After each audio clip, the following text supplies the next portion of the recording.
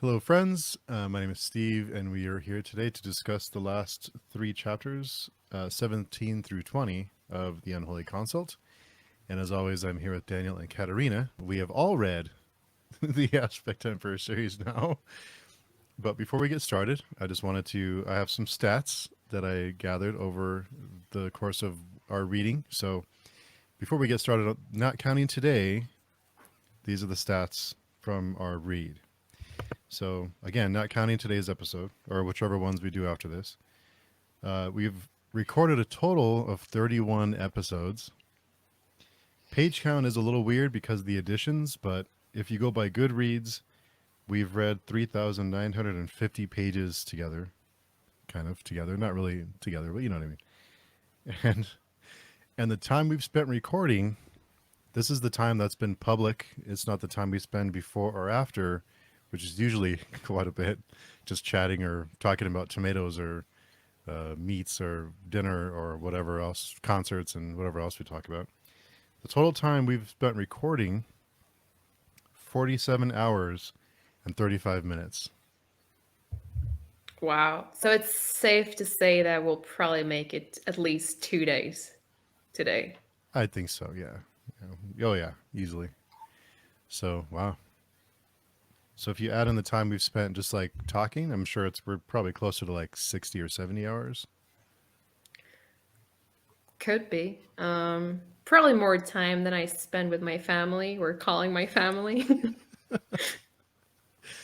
Yeah. I also wanted to thank everyone who's read along with us. There's been a lot of great support, like on Reddit and on the forums.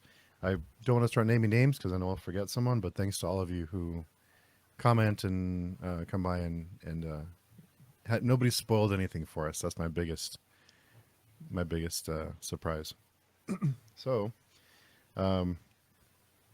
we are discussing whether we'll have like a full series discussion. We're not sure yet. I think we're going to take a little bit of a breather and then we'll let everyone know when we decide. But for right now, we'll finish off the last few chapters and then we'll decide if we'll do like a series, something fun like for the series to discuss. There's lots to talk about.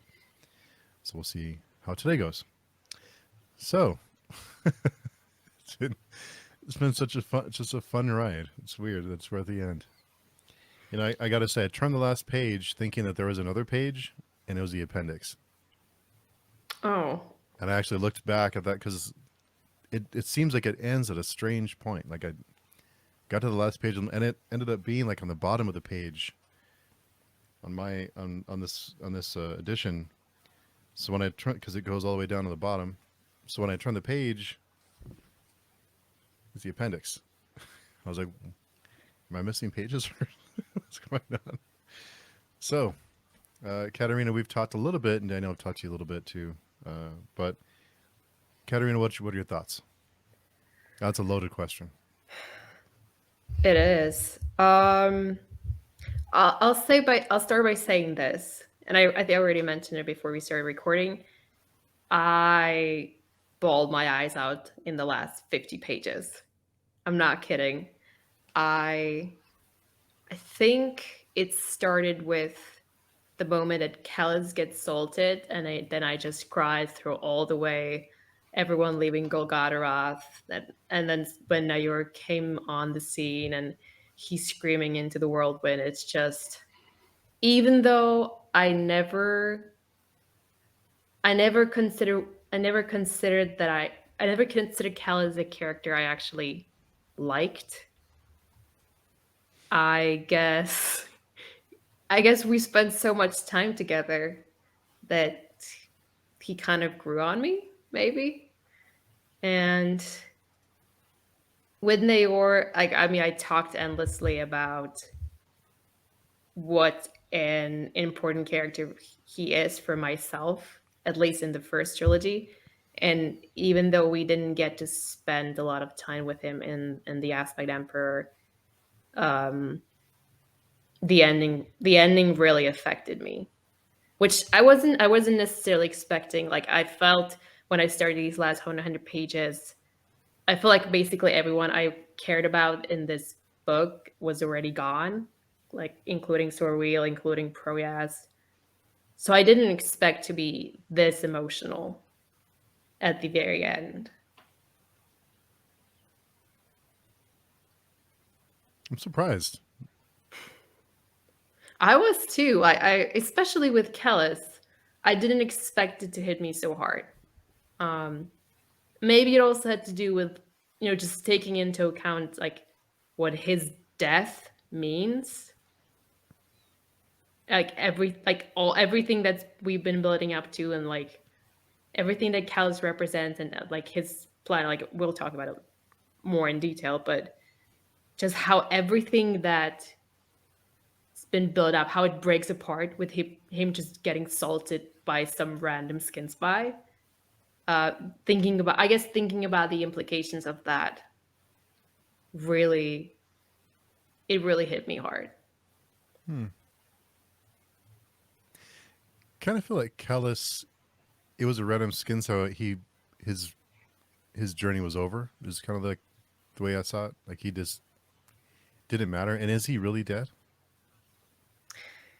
That's a whole another question.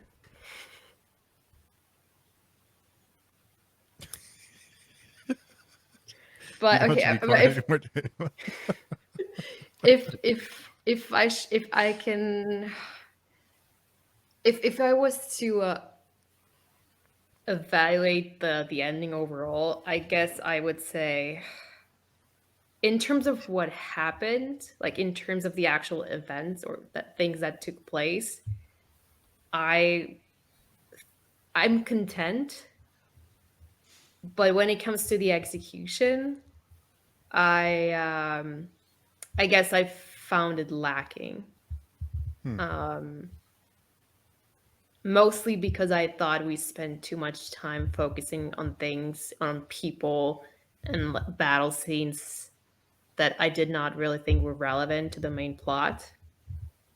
And for like the last 200 pages that we were actually in Golgotha, I think it was maybe like 20, 30 pages that are really relevant to what this entire series has been about. Um, and I felt like that ratio, like there was just a lot of like pop around, like it's just like there was very few scenes where we got answers or some of the answers to like all the questions we've been asking, and then there was just a lot of stuff that, especially for like me reading the series for the first time where I'm mostly here for the answers, it felt distracting and it felt redundant. And I said it before, like I don't enjoy it. Like the battle scenes, like sometimes I don't mind them, but I don't usually enjoy them. And I this time I especially found them just annoying and frustrating. Like I wanted to be in the golden room, and we just kept going away and then coming back for a brief moment and then going away again. So there were some, I mean, there was like the revelations we got, I find very intriguing. Um, but there was a lot of, like, for me, if it wasn't there, I wouldn't have minded at all. So let me. So okay, I thought about this too, because I'm not the biggest fan of battle scenes, but we've spent the whole series building up the greater deal. So if they went through all these things along the way, they got to the doorstep and then it just cut to Callus and the answers. Would that be kind of a bummer? I don't know. Like, do we have to have some like epic battle scene at the end to like as a payoff for all the buildup for the military stuff we've gotten the whole time? Because this whole thing has been about the journey and the army to Golgotha and people dying and everything that they've been through. So if we get to the doorstep with an army and then we don't have a battle, would that feel? Would you be disappointed if we didn't have anything when they got there, and just the army just marched up to the doorstep and then Kellis walked in and or what would you? Because I've kind of go back and forth with that too. Like I think we needed a battle, like to kind of put an end cap on that, but I think it went on too long. The battle that we did get. I'm not saying there shouldn't have been a battle. Like, if you want to get into Golgotha, yes, there probably has to be a battle. Um, I And that's a personal preference. I understand there are people who enjoy like these type of scenes more than I do, so I can easily imagine that for some people this is like the, you know, the zenith of the series. um I think it easily could have been told from the perspective of like one of the characters present. You know, like you could have seen it through Akamian's eyes or Zasmanet's eyes. Even Serwa, I think that would have Mm. sufficed. Um, but I mean, that's not how Baker does his battle scenes. So if to personal preference, it didn't have to be there at all. Like if the last like 100 pages of this book were just Kellis having conversation with the five Danyane in the Golden Room, I would have been happy.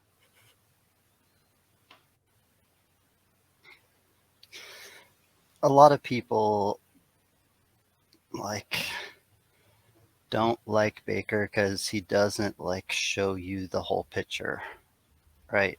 If that makes sense. He leaves a lot of things to like your imagination to make up. He doesn't tell you what the scenery around people looks like a lot of times. Yeah. Thinking like the boatman, how just confusing it seems. And people like complain about that. So if he wouldn't have put the battle in, those people would have just been twice as mad. I think any reader, if the battle just wouldn't have been there, would have like pointed at that as a flaw. So it being there is necessary, but I can see how if it's not your favorite parts of the book, it's then it distracts from the golden room, especially when you get like 2 pages of Kellis talking and then 6 pages of battle, Yeah. and then Exactly. a page of Stairway running and counting down the stones, the 100 stones. And so I see how you could have a problem with pacing, but I think the battle needed to still be in the book. I'm glad it was there. I don't know if it's my favorite part, but it's cool thinking about a giant full scale war. Yeah, I want to add to that. It's not necessarily that it's a battle and therefore I don't like it or don't enjoy it. It's also the fact that, and we've talked about it before, but comparing the Holy War from the first trilogy and comparing it to the Great Ordeal, I feel like they're very. I was never able to get attached to the Great Ordeal in the same way that I felt connected with the people of the Holy War. Um, because like even in the Prince of Nothing, like you get scenes like we get a lot of battle scenes, but in the Prince of Nothing, I, for the most part, not always, for the most part, I felt like I at least, if it wasn't like, there were definitely more scenes where it was told from perspective of characters that I actually knew, like be it Proyas or maybe New York or someone else. But even if it wasn't a POV character, I feel like at least I usually had a at least like sort of an idea of who the people on the battle, like when they referred to someone on the battlefield, like I had a vague idea of who they were, like what part of the Holy War they were member of. Whereas with the Greater Ordeal, like I feel we never really got to know the people that were part of it. um and also so I think also for that reason it feels less interesting because I didn't like, I wasn't really invested into any of the characters in who were doing the fighting at the very apart from Serwa. I can see that. Yeah, me too. And that the enemy never really gets a large point of view, so you never even like gain an understanding of them, partially because the reveals at the end that I guess the enemy was already overthrown. Yeah, I guess you could say that. So what were your? I mean, I spent a lot of time complaining, which I don't want to come across as too negative. Like, I still like really like the series, and even though I have a lot of criticisms, I still enjoy even the Aztec Emperor. Like, I still enjoyed it. There were like many things that I enjoyed about it. Um, what did you do? What did you two think, or like what were your impressions, Steve? Maybe let's start with your first impressions, and then Daniel can add on to that.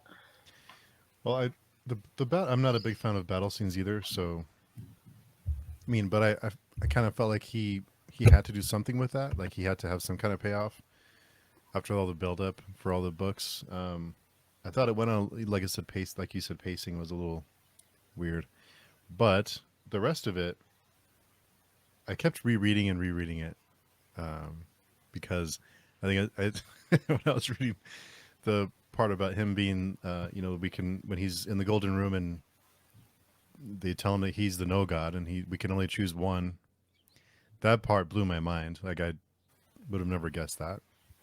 So there's lots of things that paid off, but I kind of feel like I don't know if it was intentional, but I feel like he intended to write more in this world, and there are things that are, and maybe I just don't understand it, which is totally possible. But I feel like there's things that are left kind of unfinished that we may get more that may tie those loose ends up.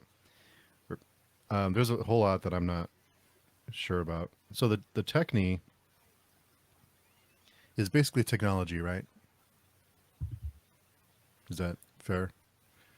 Yeah, I would say so. It's science, technology, both, I guess. In a world where magic and gods are like exist though, right?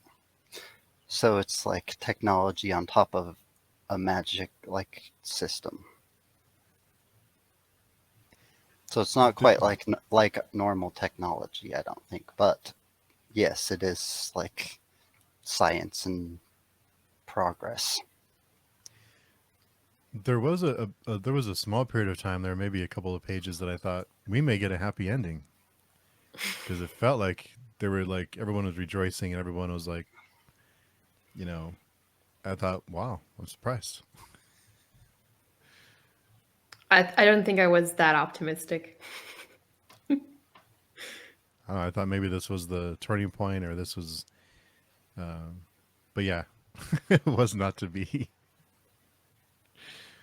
What did you think, Daniel, in your reread again? I just forgot how much happens in these last 100 pages.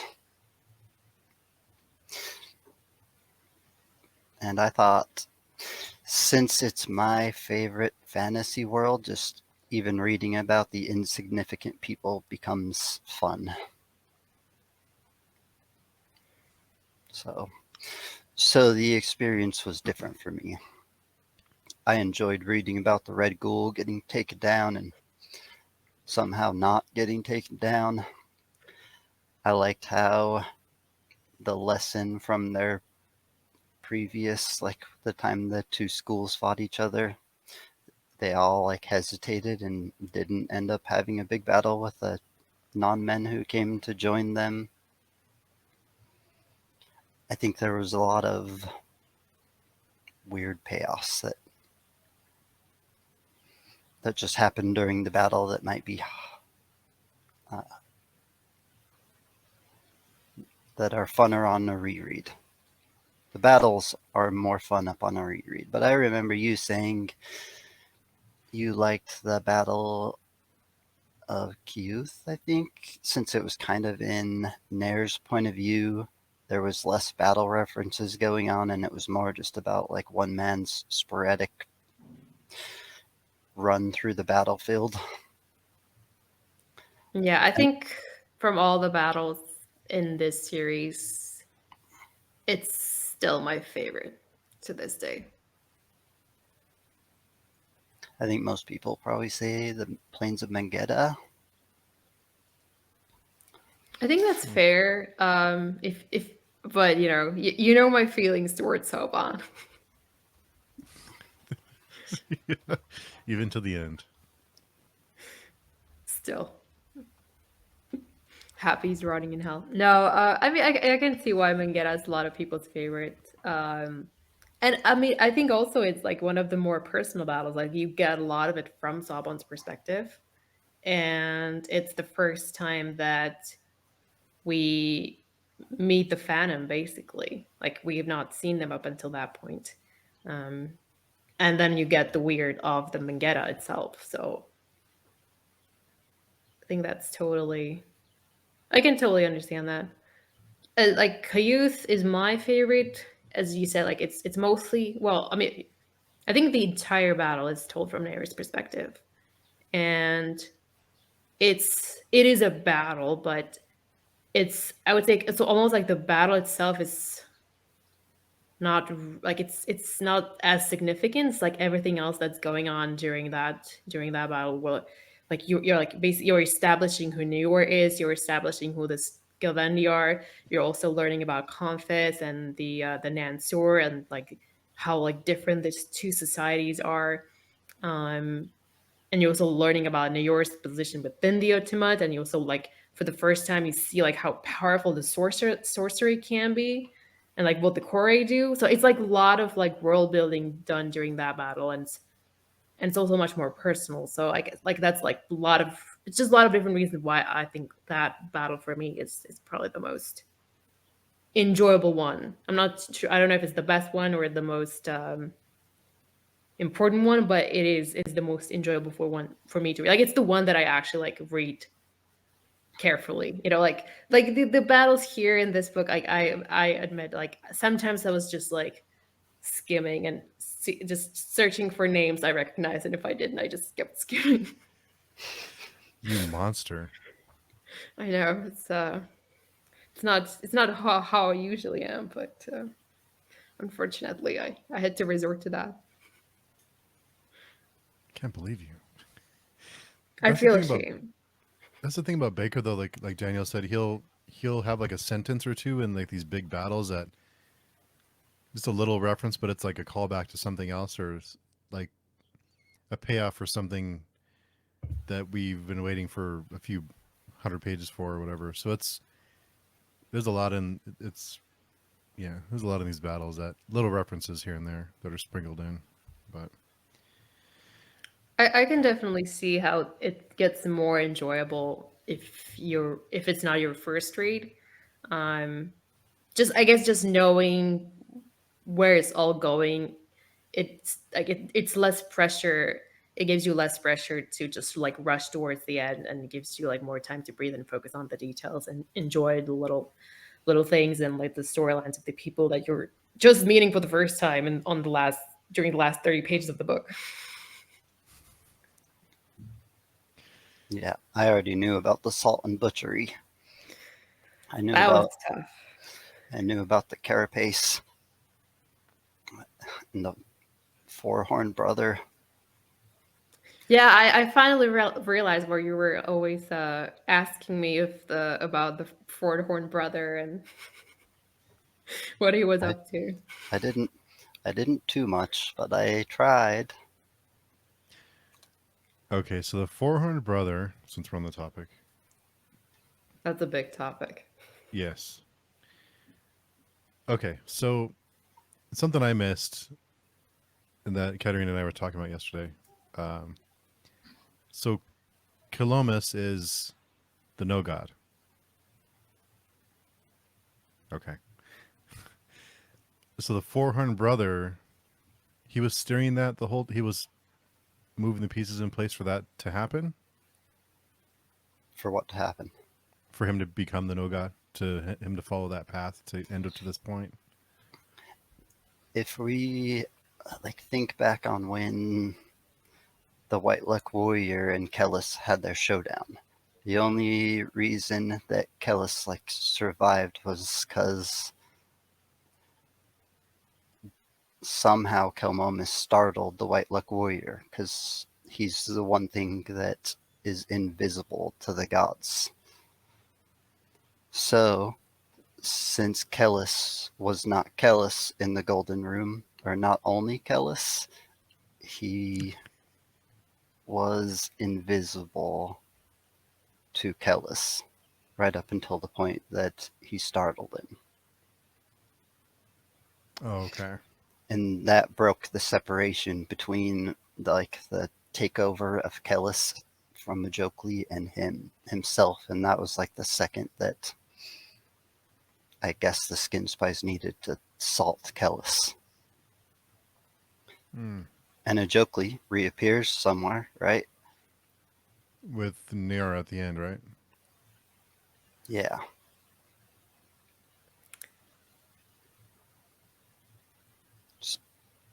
So okay, so taking it back to your question, um, I I guess we should probably talk about like what each person's or god's plan has been the entire time. I think that I think it's safe to say yes, like yes, that Ajokli was. I don't think Ajokli was planning for anyone to become the no god, even if just for the fact that the gods don't really perceive the no god. But what was his plan then? Or like, Well, Ajokli was the like the god of hate, right? The devourer of souls. So that fits Nair, right? That's him. I mean, I never really thought of the it that way, but appalling father, yeah. so is Nair like I think Katarina, you asked me yesterday, is he like a servant or is he like a, I forget the term you used, but is he with the Jokely now or is he like A his vessel. vessel? Right. As Kellis was a vessel. And was Kellis a vessel, or was he intentionally? Was that intended on Kellis's part?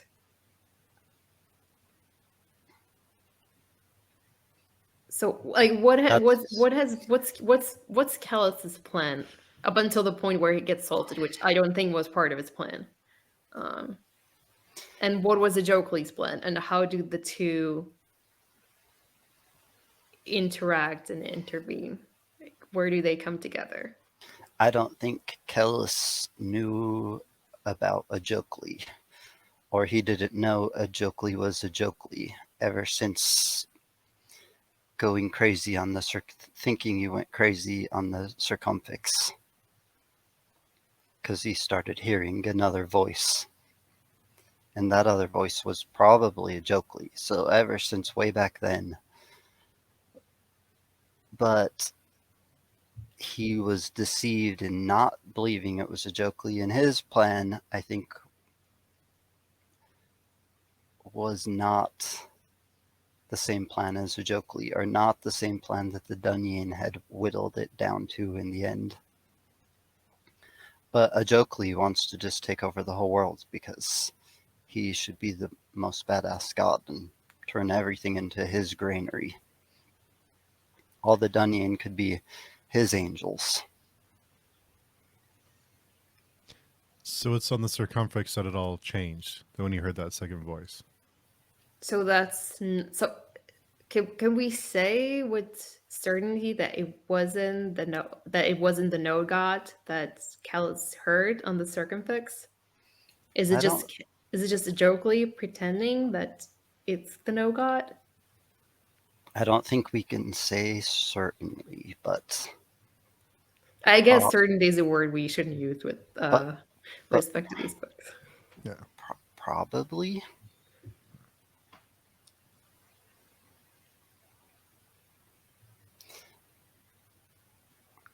And there was a point where it seemed like Kellis was gonna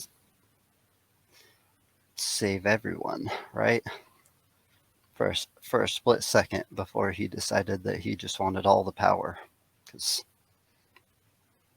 Well, was it Kellis or was it Ajokli? Like So I guess, okay, the way I understood it is Callus's plan was to destroy the consult and prevent it from killing everyone, but then also somehow take over the outside and prevent everyone from getting damned, I think. Whereas a Jokely's plan, I'm not sure how, if there's any plan for the console, but a Jokely's plan is to take over the world. And keep it alive because it needs to still be sending souls to hell for the gods to devour, especially since he's the god that wants to devour all the souls. Right. So, well, I mean, if he's already in the inside world, does he need to send souls to the outside? And maybe not. Depends on how long he was gonna stay Kellis, I guess, which is not an option anymore. Or how long he's able to stay near, which probably is no time. Well, he did seem to be a little disintegrated towards the end. Yeah, his skin was gone at least. One part that was weird to me was like when Malawebi was like looking, he's like Kellis had, what did he say? It wasn't Quicksilver, but it was something like that. Like his skin, there was something wrong with it. It was hard to like see. And he also said that about the head of the decapitant. They were the two things that were like semi-blurry to him, which is strange. And I haven't completely deduced why. And the whole argument when he's talking about whether the gods can see what the consult is doing or not, I think is part of the reason why he had Malawebi on his hip the whole time. So his goals, I don't think were the same goals that Ajokli had. But neither of their goals ended up working anyways. Right. They just led Kilmomus to the carapace as was intended the whole entire time. No. But there is a moment where Kells talks about having made some treaties with Hell and basically having secured a safe spot, like a free pass in Hell in the outside with the gods, or with someone at least.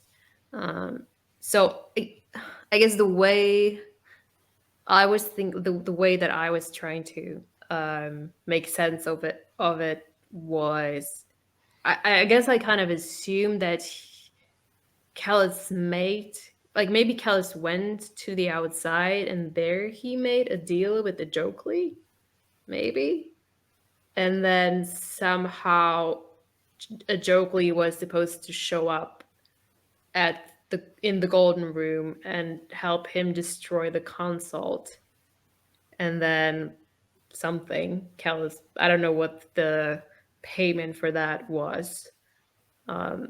But I guess the way I understood it was like they sort of team up to destroy the consult and then divide the role between the outside and the, I guess maybe Callus taking over the outside and Jokely taking over the inside world.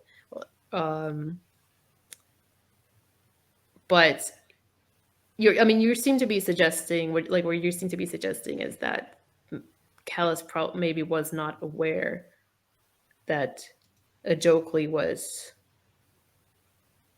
involved at all. Jokely's the trickster god, right? He's like the god of tricks.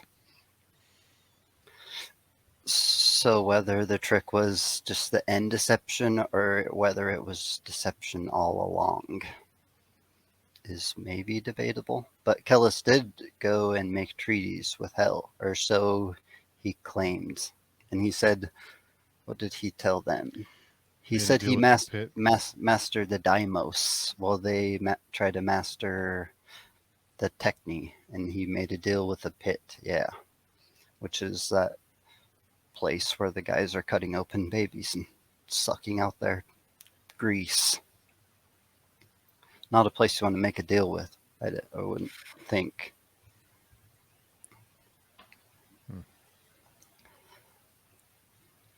So now that Kellis is dead, does that deal still stand? In other words, what happened to Kellis? Is he in hell now? And is he burning in a fire somewhere, or did the demons actually stick to the deal, and he's in heaven now, or at least he's not being eaten for an eternity, or is this, or I mean, or as you were suggesting, Steve, I think before we started recording, that maybe he has not really gone away. Yeah, I don't know. I don't know. I kind of got the impression he was still around, but because we've had other people die and not really be dead, so I'm not sure. I kind of feel like he's still around. Then there was I forget where it was, but there was a reference I think or a line or two that mentioned that he's. It does say that he's dead, but then it mentions him again later. So I'm not sure. Daniel, what are your thoughts on Kellis and his fate? Or I would say Kellis is at least outside. Who knows how dead that means if Kellis can go to the outside and make deals with them. But he has done everything he's going to do, I think, in the second apocalypse.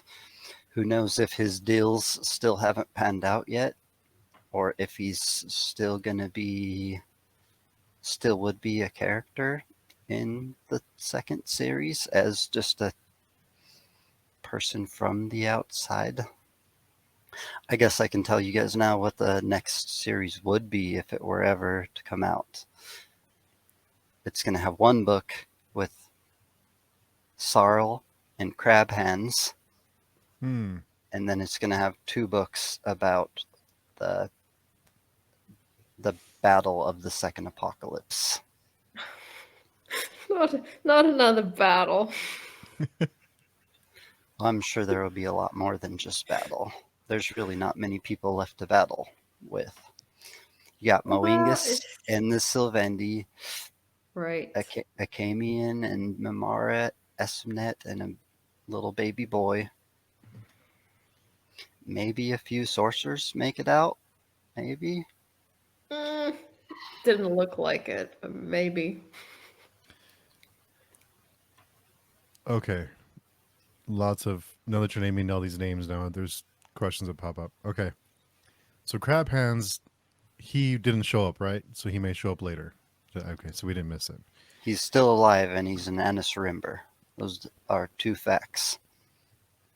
Okay, so Mamara,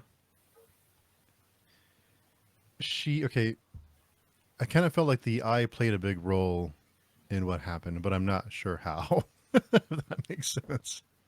That's all because the eye opens right before it cuts to Kellis, right? Before Kellis, right around the time Kellis gets salted. So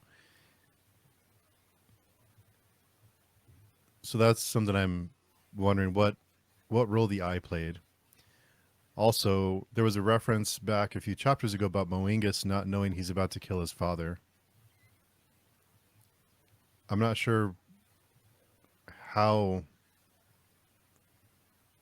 did he just circumstance just like set him on the path to be killed, or did I miss something there? I don't know. Lots of things. I'm not exactly sure how Moingus thinks he killed his father.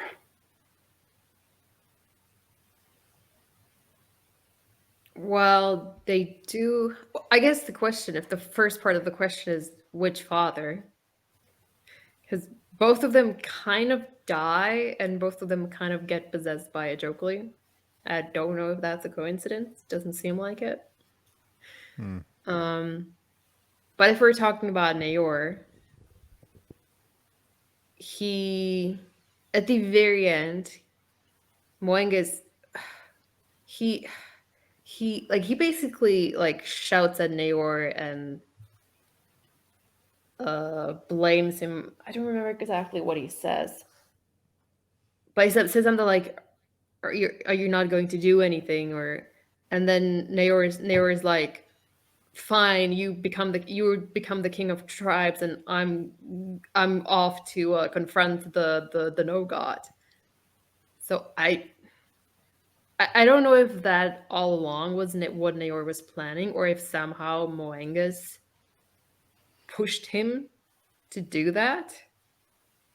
I feel like that maybe could have been one way to interpret that last exchange between the two of them.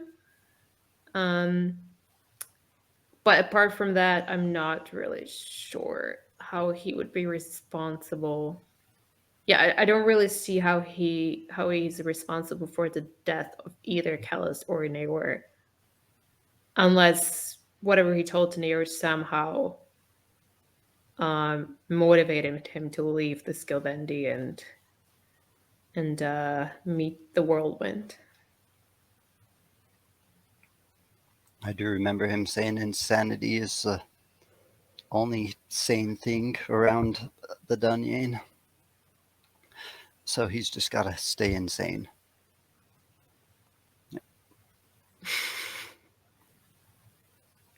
That's a mantra.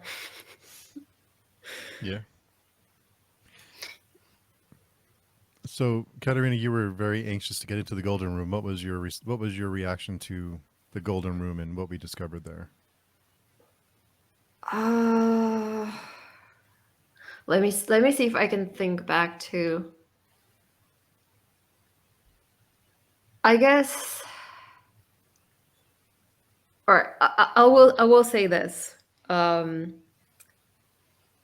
Having known that the title of the next series is supposed to be the No God, I I did I guess I did sort of anticipate that the No God would be resurrected um, at the end, but I certainly did not expect it to be Kelmomus. Like, if anything, I would have expected to be Kellis. And even then, I think before I read the last like 100 pages, I think, and I wasn't really having any theories, but as like, like at the back of my mind, I was sort of thinking, I guess the journey that I saw for Kellis was more that he was like more like aspiring to a godhood, or that he was going to become something like a god, rather than I did definitely not foresee for him to become a column of salt. That's for sure. Um, I also did not. I was like, I surprised that the Junyin showed up. I didn't expect it, but I wasn't too surprised when it happened. Like, it did make kind of sense. Like, in some ways, I guess it was a little bit underwhelming because I was really expecting for Kellis to have a confrontation with the Inkroi, and I was really looking forward to learning more about the Inkroi. um, so in that sense, I maybe was a little disappointed. You thought there were more, and they were just shrank all along, though. Well, but I mean, not like yes, but no. Like they managed to do a lot of stuff just for of being like biological machines, I guess, if that's like at least vaguely accurate way to describe them. Um, I know it's. I mean, it's not just the Inquisitor. Like it's the history. Like even just the history of the art. Like we do learn some things from the Dunyan about the Ark and about like the history, like where they came from. But it is still it's very little. So I guess I was hoping for more. Um, and but the Dunyan taking over, it does. I suppose it does make sense considering everything that we learned about the Dunyan up until that point. But it was maybe a little underwhelming.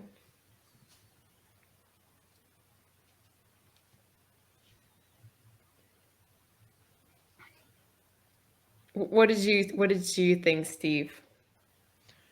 Blew my mind. That those few pages. I think I just took a picture and sent it to Daniel when I was reading it on page 410. You are Mog Faru.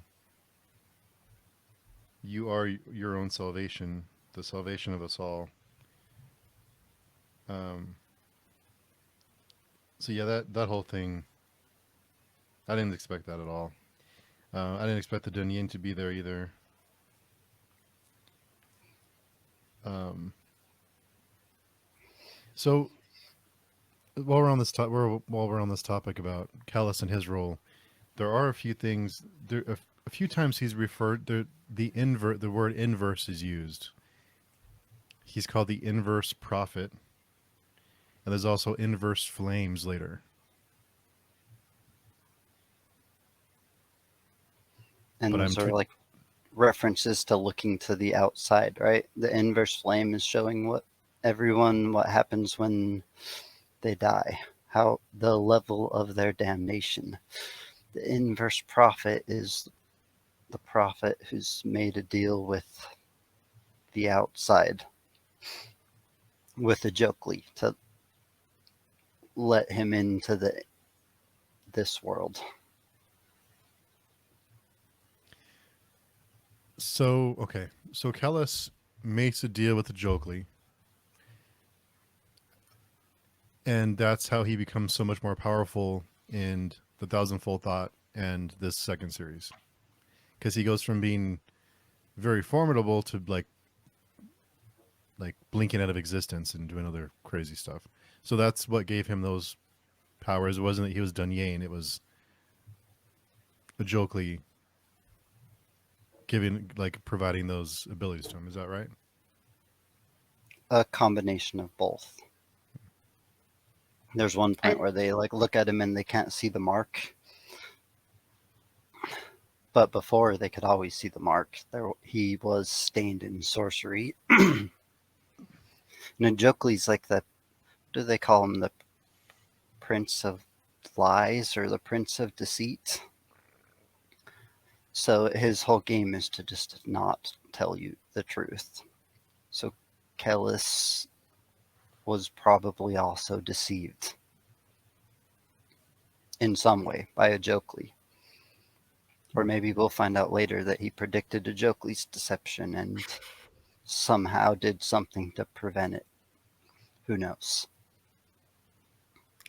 So the halo around his head, around his hands, and around his head, was that a Jokely, or like is that like the eternal flames from hell somehow showing through Kellis? Is that his connection to the outside that's showing? I don't know. I feel like it even talks about other people having halos, maybe even like SMNet at one point. So I don't know exactly what the halos are, except for a glamour to make him appear appear more prophet-like than he was. Whether it's a magical glamour or a white luck gift, I guess. Who knows? So the white, now that you mentioned the white luck, what role did, because it did mention Yatwer at the very end. I think it mentions like one mention of him, or Yatwarian something. What role did did the White Luck Warrior really play in the big scheme of things? Because we get a lot of White Luck Warrior, And we they get get a whole all book. defeated by Calmomus. So was that just setting Calomus up to? Was that a way for him to? Not us knowing at the time, that was a way for Calomus to stop that from happening. But we just didn't know how significant it was that he was the one who did it at the time. Because at the time it felt like he changed pretty suddenly. Like he wanted to do, he had his course changed, but we just didn't know at the time that he was the no god. So is that just like a way for him to stop it, but we just didn't know at the time how significant it was that he was the one who did it? Or was there something I'm missing? Good.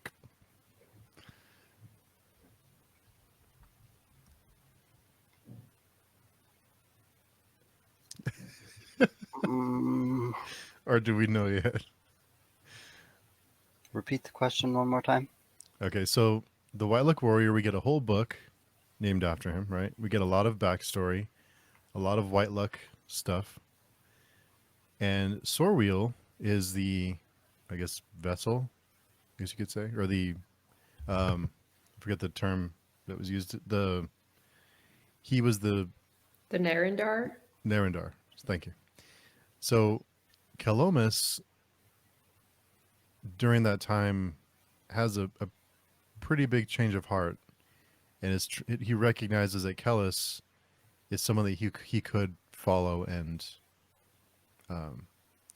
ally with.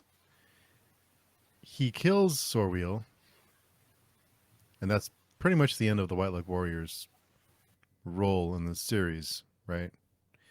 So at the time, so I think it's significant because now looking back, it's significant because Calomus was the one who did it. We just didn't know how significant it was at the time because we didn't know Calomus was destined to be the no god. Is that fair to say? The blind spot to all of the gods. The thing that messed up their plans every single time, I think. Yeah. Well, I guess you also, in some way, you could say that Kellis became the White Luck Warrior in the Golden Room when Ajokli possesses him, right? Like, he becomes a vessel. He doesn't seem to have any agency besides what Ajokli wants him to do. So was he always destined to be the no god, or did it just happen that way? Who? Calomus.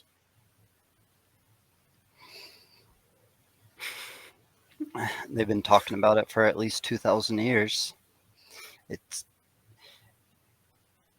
It is apparent that Kellis was never destined to be the no god, right?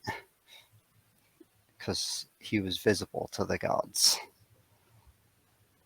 So more than likely, the Kelmomian prophecy, isn't that what it's called? Yeah. Is about Kel. The Hmm. Kelmomian prophecy is about Kel. Surprise. I was surprised. I will admit that. I did not expect him to be. With the gods not being able to see him, it probably should have occurred to me that at least he was somehow connected to the consult. But I wasn't. It never even crossed my mind that he was going to be important at the very end. think I kind of chalked it up to being Dunyan, and that's kind of why he had these extra little abilities, but didn't know how significant it was. I think for me, I just assumed that it it wasn't necessarily him that it happened because it was more that it was supposed to happen because Callus was supposed to get at least to Golgotha. Because, I mean, they kind of talked about like how everything that's connected to the console, the gods become blind to. So I think I just assumed that um, the Wildlife Warriors failed because Callus was destined to make it all the way to the console to Golgotha. I didn't make the connection with Kalmomas being the one.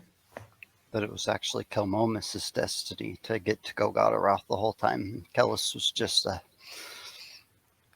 vehicle. He was just the bus. In the end, he was a tool. Like he thought all other things were the tools. Right. In multiple ways, he even became a tool of a Jokely at the end.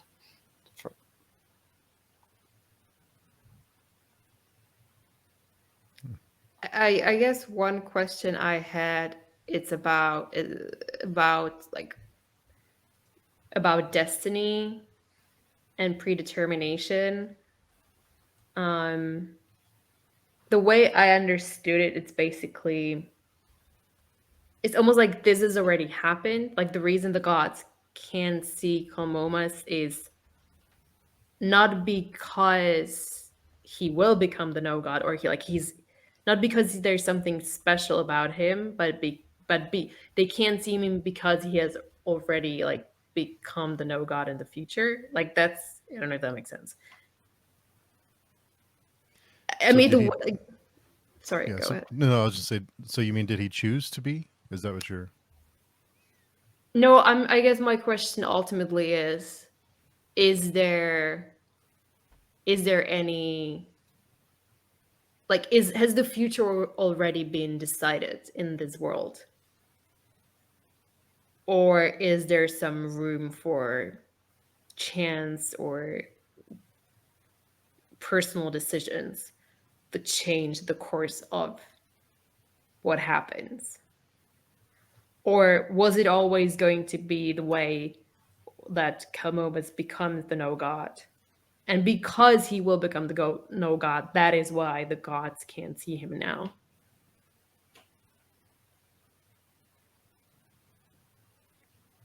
Makes sense Because to if me. Yeah. yeah like if My guess is the latter. He's always been invisible to the no gods because that was his eventual, like, that's what he was going to become. I forgot what Akamian says at the very end, but Akamian even says that, like, he's seen all this before. Mm-hmm. And he tells everyone to run. Says that Memara is Seswatha. That was Yeah. interesting, huh? I sent that to Katerina. I think yesterday or today. I don't know. It depends what time zone you're in, I guess. But yeah, it's page. I actually just had it open to that page because I was gonna. But on page 440, I didn't know if I was reading that too literally, but he saw that she was Seswatha, beaten and weary, hounded across the back of the world, and so very, very old. Well, we talked about it, Steve, and Mm-hmm. like I just assumed that he was referring to the Swoyali witch that's being described like just a few sentences before that. But now it's like both of you telling me that he was talking about my Mario, I'm not sure anymore. So that kind of made me wonder, because before Mara was referenced, I think in the Judging Eye, that she was present before, right? She her name is dropped with a group of with Calomus with the C, right? That she was As there, being an old name, like an old name. I thought Esmenad was an old name. Was it Maimara too? and Mamara and Kelmomus and lots of the names. So is this just a cycle that keeps happening? The apocalypses, and we just keep going in circles? Is this like an inevitability that just keeps happening because the gods want it Doesn't to? doesn't Kellis say that eventually the consult wins, like no matter what? So the consult now is, because now it's the 5 Dunyain, right? In the Golden Room, is that the consult or For now, four? Kellis imploded one of them. Oh yeah, that's right. That's right. My, am I blind? I don't even see Maimara in the appendix.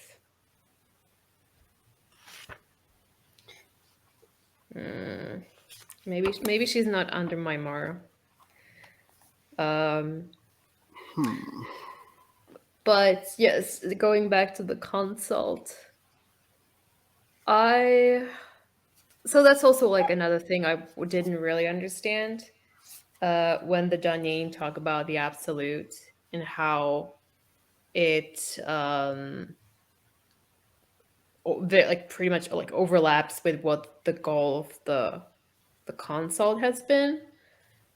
I I didn't like how is the absolute the same as shutting the world from the outside? How does that, why is that so important for the Danyain? Were you like, can you, I don't know if Daniel maybe you can elaborate on that if you have an answer. 'Cause that's really like where I struggled the most probably with the conversations they had between the Danyain and and Kellis.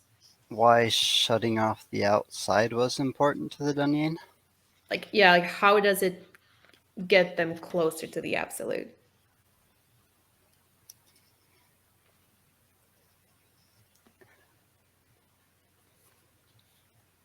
Those Dunyan like learned of the technique and seen the inverse fire and went one direction. And Kellis talks about how he learned the gnosis and started having the dreams, learned the daimos and went another direction, right? So those Dunyan decided that what the arc was doing, because you find out that the Inquirai are just like the Shrank, and that there was like 10 million of them when the arc fell that died at least. So there was just innumerable amounts of them. They were just like a tool of the arc. Like very And sophisticated machines. and they decided that the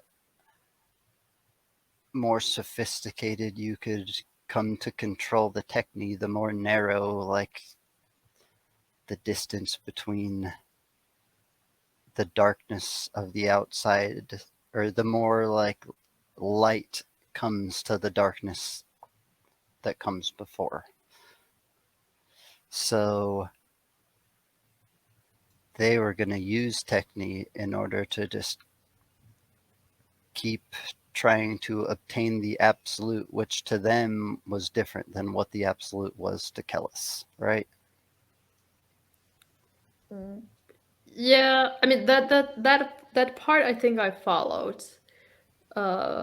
When they talk about what the absolute means for them, um, and how it's like, I guess the way I understood it, it's about, um, I mean, it's like a very scientific approach to understanding what existence is, or like what being conscious is.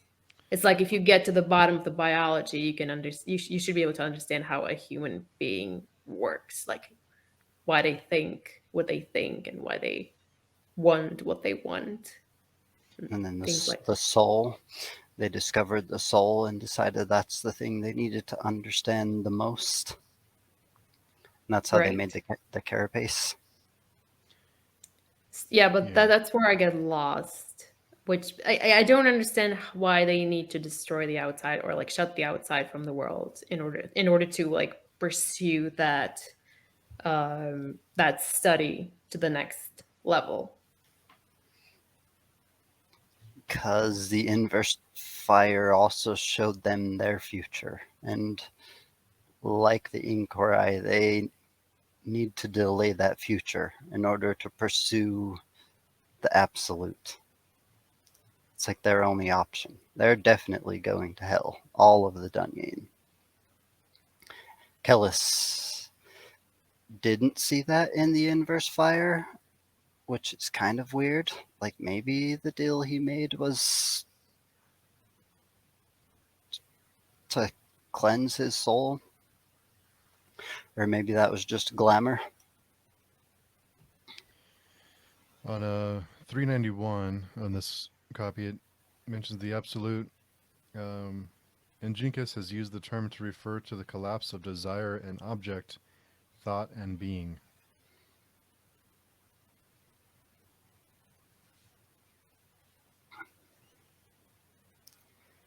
Yeah.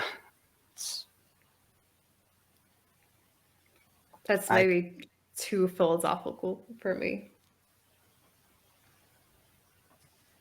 Kind of like a um like a the collapse of desire and object, thought and being, I guess more of a scientific approach and less of a belief and faith approach, maybe? Am I on the right track? I don't know. That's what the technique was attempting to pursue. Yeah. So another question related to that. If suppose they manage to close the outside, what happens to death, and what happens to, like, if you are people still going to die if they can't traverse to the outside, or like do their souls, like are they just going to keep on living, or do their bodies die but their souls just stay within the inside world? um And jump in a new body or something. A baby.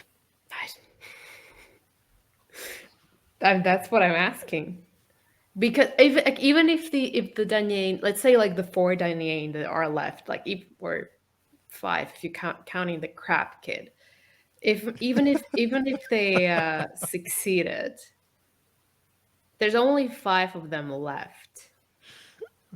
They, I mean, if they all die eventually, and there's no one to like continue their work, there's like no one's going to study the soul and like master the soul if they're all dead anyway. If everyone is dead, then what's the point of it regardless? I mean, it's nice that people are not burning in flames in hell for eternity, but if you're trying to attain the absolute, if that's your goal, but you only have like four people to do it, and they're all pretty like, I mean, they're not, I don't know, they may be in their 30s through 50s, maybe, I don't know, and they're pretty like they've been through a lot. Like, how long are they going to last?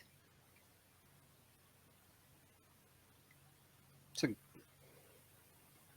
good question. I guess they were able to restore one of the bombs from the Ark. They were able to produce a hologram of Sharistas. So maybe they could become Sharistas. They're five heads.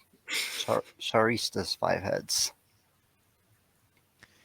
And are they safe in the Golden Room with the second apocalypse? I would imagine so. That they're I don't how I don't what is the goal, or how does the no God work? Does it have an objective that it just pursue? Like, can it be controlled? I Do the think it Daimon talks control it? talks about how the Ark built everything with a purpose. Like the Inquiry had like desire stamped into or their orders stamped into their soul, just like the Shrink sort of had their orders stamped into their soul. So I think whatever comes out of the carapace also might have orders from the Ark stamped into its soul. It talked about how the carapace like recreated the Ark but living, kind of, right?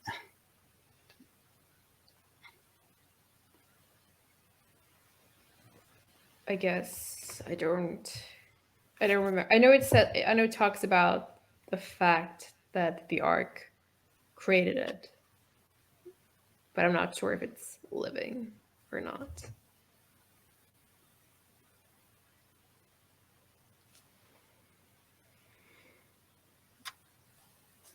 Let's see.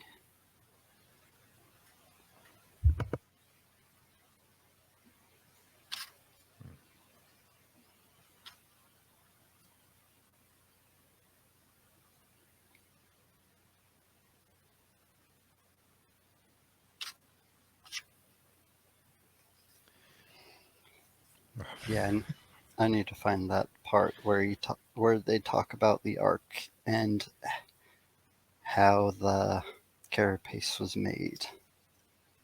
I think they talk about that in the Golden Room chapter, right? Yeah. Let me see. Maybe I can find it. Well, I can talk about something else until then. Like Well, I have many more questions. Yeah. a part that's weird upon further reflection is okay, topois are like where the hell comes outside, right? Golgotha is a topoi. Um, where were the skin eaters? What was that called? Inku? Um, Killages, Yeah, Sillages. and yeah, there is also a topoi. There was a point where Esmnet was talking to the Wraith, right? And the Wraith says no one's guarding the gate, as if it's waiting to like have its fate decided for it. It's stuck in some in between place, or it's able to walk freely between hell and our world because no one's guarding the gate. And then Esmnet says, "Well, I'm guarding the gate." My Mara, I think Yeah, you're. my Mara. Yeah, she says, "I'm guarding the gate, and you're judged." And then it disappears somewhere. So, like, is my Mara's ability to like sew up the world between the outside and the inside, meaning to like, did she close the mountain so it's no longer a topoi? Is she capable of doing that? What might that imply for Golgotha or the judging eye? That's a lot of questions that did not even occur to me to ask. Yeah. Um, with respect to my Mara, I I'm it's all very confusing for me. I the connection she's supposed to have with the god of gods is I I don't know, like I guess it was real, there are the scenes where she kind of like sees herself from the outside, I guess. Um, and we sort of like they sort of she sort of delivers on the what Akamian says to her very early on, where he talks about like the children, the judging eye causing children to be stillborn. So like one of her children, one of the twins, is stillborn, but the other one is alive, which I was not sure if I wasn't sure if there was any significance to it. But like, does it maybe imply that was it the stillborn child that was responsible for her having the judging eye, and the other child was just like wasn't affected by it? Hmm. I don't know. It said that anyone who has the judging eye always has a stillborn baby. Right. Well, So she she did have she one. did have one. Yeah, but But I guess okay. Question that I have is about the God of Gods and Maimara is, was there any intent? Like, was there a reason why Maimara was like, was she chosen? Was there some intent by the God of Gods? Or is it just random? Like, does, like, does the God of Gods have any agency, I guess? Does it plan for things to happen? Is it interesting in things happening in certain ways? Is that even something that the God of Gods can like consider? Um like was it just all random? Like did she get the judging eye just did it just happen randomly, or was it somehow because of who she was and like the role that she plays in the story?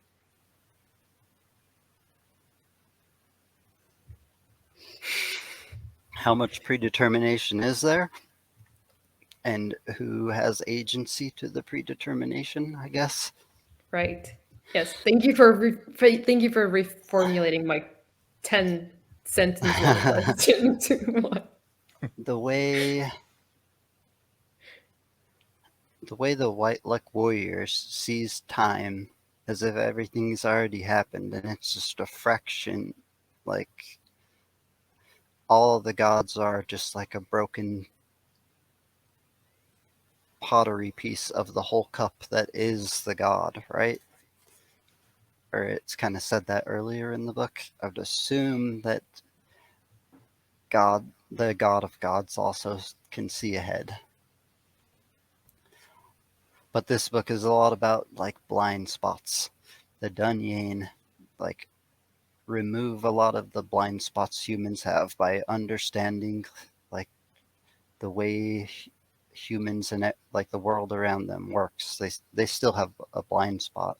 They still had blind spots to magic, to all kinds of things. The fact that God was even real, just as the gods have the blind spot that is the no god.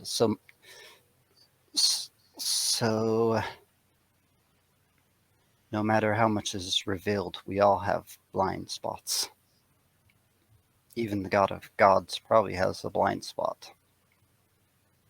Even if he can see all the way into the future, they still can't conceive the no God because it stands just outside of their field of everything. Can the God of Gods see the no God?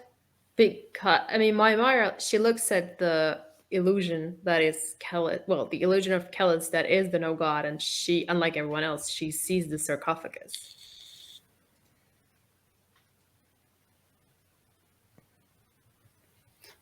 I don't know. She never was able to look on at the no god or Kellis at the end of this books. She never trained her judging eye or put her judging eye to anything that we were trying to have it look at the whole time. There was a part where Nair's walking through the whirlwind and he like just can't see. He cannot see little Kelmomus or whatever little Kelmomus is anymore. Even though he's like knows he's right next to the center of the whirlwind. Oh, I thought you did see the sarcophagus. Maybe I misread it.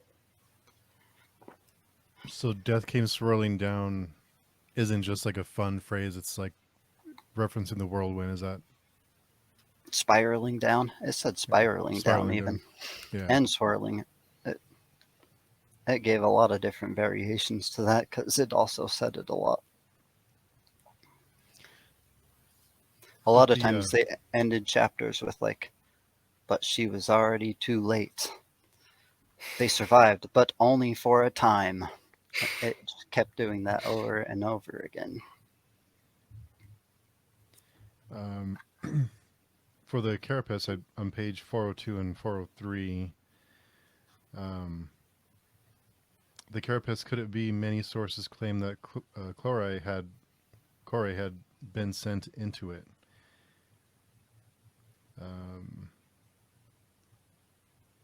A graven plate that spontaneously lifted, then tipped to draw down one side, where a ink black polish fractured and reorganized the light of the inverse fire. I think we could restore only one, even if more existed. They're too indiscriminate, especially when used in numbers.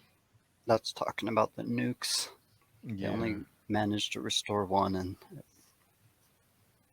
our salvation lies in the art of human extinction, not the fact. So, also on page 403, and you was that why the core had been removed from the carapace? For him, it seemed to Melawebi that he strangled. Okay, I found it. It says the object is a prosthesis of the ark, and prosthesis is like a new limb, kind of. Okay. Like an extension of it, right? Yeah.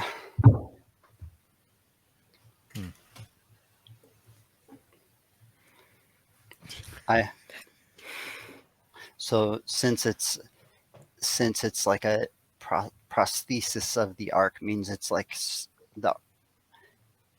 now that the no god is still living, like some extension of the ark is currently alive, and it wants to shut off the world from the outside by bringing the population down to 144,000, which it's done in other worlds, and it didn't work. So who knows what makes this one different? Also, who knows what makes the Anisaurimbers the only thing that can like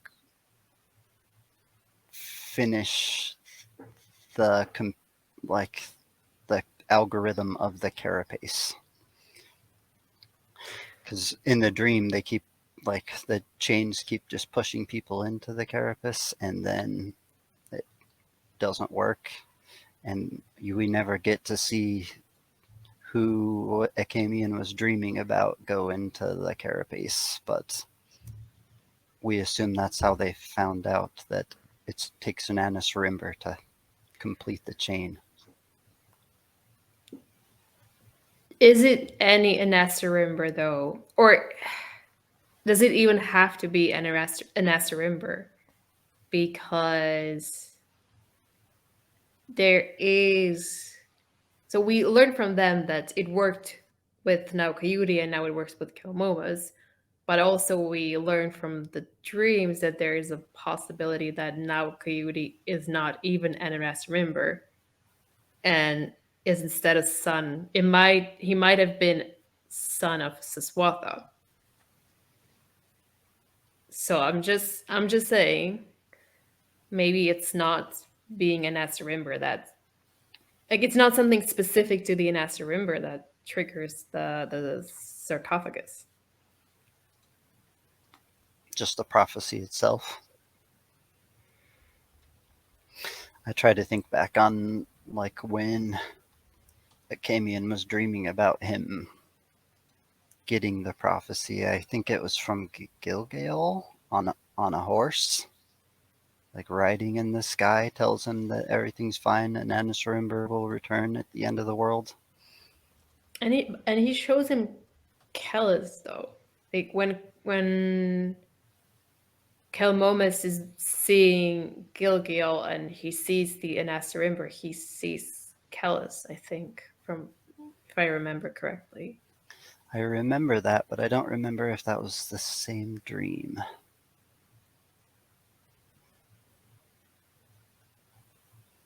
Well, I mean, I guess it might be not that important, or it's just one of the things that we're never going to learn, probably. But I just wanted to throw it out there that the parentage might play or might not play a role. I think like twins, also twins are important somehow. And now Acamian's little kid is a twin, even if his other twin was dead at birth. And Kelmomus Right. was a twin, and the original Kelmomus was a twin. The other Right. spelling, the old Kelmomus. But Sarmomus wasn't stillborn. I mean, maybe you could say like mentally he wasn't Hmm. developed, or was like Well, physically maybe he was there, like he was born physically, but maybe mentally he was kind of stillborn. Maybe you could make that uh parallel. But it doesn't, I mean, it doesn't fit. Now Coyote wasn't a twin. Kelmomus was a twin. The Kelmo was with Kate. I don't know. It's, yeah, I'm not Hmm. sure. Okay. So knowing that a Jokli and Calla or a Jokli had a role in Callus's decision making process from his time on the circumference, did he name Calomus with the K that name on purpose? Because it is the Calomian prophecy. So did a Jokli have him name him that for that purpose? Because he was destined to fulfill that role.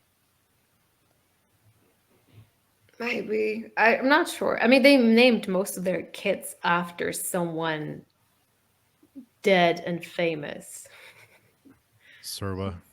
Survey. Serwa. No, I mean, Coyotes is named after now Coyote. Kelmomus, yeah. Not sure about Thiliopa. I don't know if there was a Thiliopa in the past. What happened to Serwa?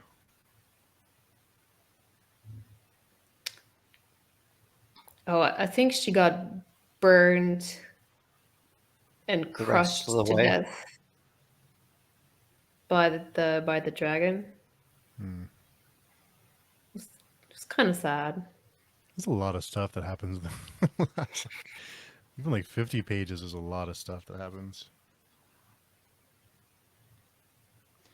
The Dark God Emperor.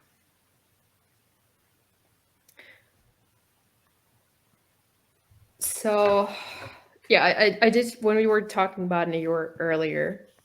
Uh, yeah, you were right. I misread it.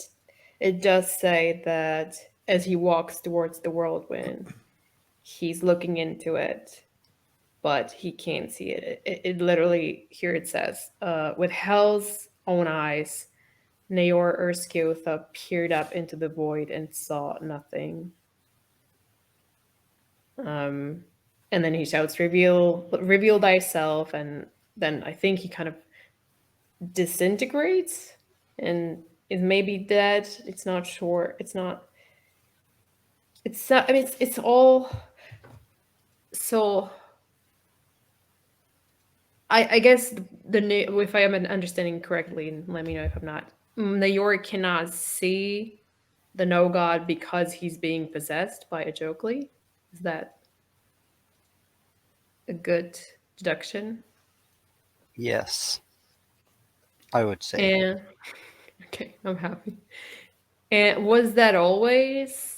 Was that Ajokli's plan to possess Naor? Or is it just because it didn't work out with Kellis? I mean, he kind of walks into the world when looking for Kellis, and it's not clear initially. It wasn't clear to me if it was like I just assumed it was Naor, like he was Naor. He was like trying to have this confrontation with Kellis, but like rereading it again, it seems like it's more like a Jokely who's searching for Kellis and is demanding, like, is seeking some sort of revenge against Kellis. That's kind of what I get from him shouting, like, "Show yourself!" and It's hard to "Show tell because yourself." now both of them want revenge against Proteus or Kellis, and all that's left is Kelmomus. Right. So okay, yeah. So okay, so Jokely, because he can't see, like, he cannot really conceive the no god. He just thinks that Kellis somehow screwed, like, screw him over. He doesn't realize that Kellis is dead. Is he? Or he's salt. Like, There's a time when the Narendari gets replaced, and the White Luck Warrior, right before he kills the Narendari says that Ajokli sees more, and that's why he's cursed by the 100. He's like the only god out of the whole 100 that is cursed for some reason. And the Narendari tells the White Luck Warrior it's because Ajokli sees more than him, which is also true of Kellis. Kellis is like to humans what Ajokli is to the gods. right. But he But he still still can't see the no can't god. see the no god. This is right.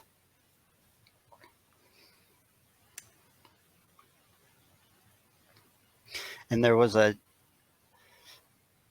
think it was in the second book of the first series, Confus is talking about, he says Kellis is an veritable Ajokli, and that I need to go back and find the exact paragraph, but it appeared like he almost just called out the entire books.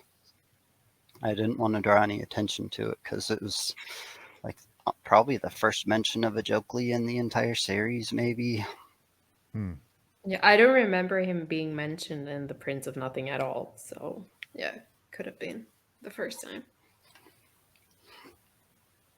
Yeah, Confus calls him and calls Kellis an Ajokli, a prince deceiver. I think it just goes to show what a great intellect Confus is.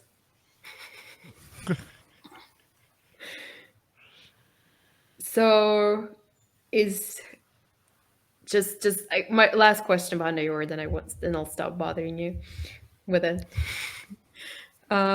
Is it is there a reason why it's Nayor that becomes the vessel for a Jokely? Like, is it specifically because of who Nayor is and like how much like hatred and revenge fuel what he does? Is that why Jokely is able to possess him, or is it just it could have been anyone? He just happens to be the one still in the like on the field, or and is it somehow related to him? Like, sort of, it seemed like he was like like he was just like disintegrating, like he was like becoming hell, basically walking. Like the Swazans were like smoking already when he was killing Proyas, and it just seems to be getting worse as he was approaching Golgotha. So why Nayor?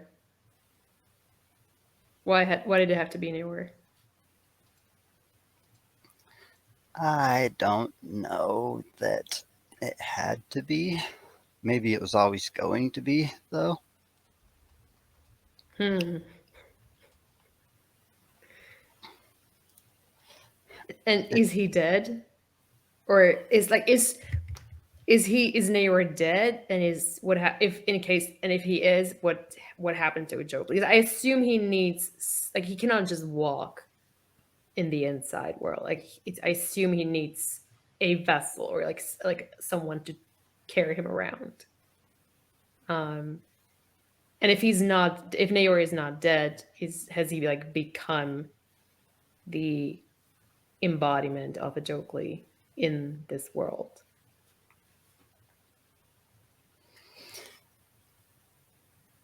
Maybe since Golgotharoth is a topoi, him it will be harder for him to be like vanquished to the outside, just like the wraith from Syllogus or whatever.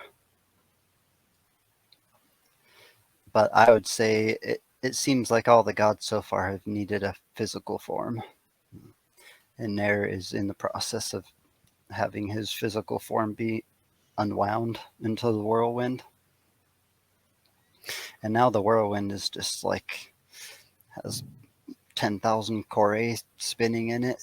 It's not good for mankind. The whole Kore horde is now just a part of the whirlwind. Right. Yeah, that did not occur to me. It talks about like a lot of the wizards at the end getting like salted to the pith from just Kore that just went right through them and kept spinning. Right. Yeah, it does. Yeah, I remember it does talk about it. I think it was like Strength were like passing each other the Corey or something from the back to the front.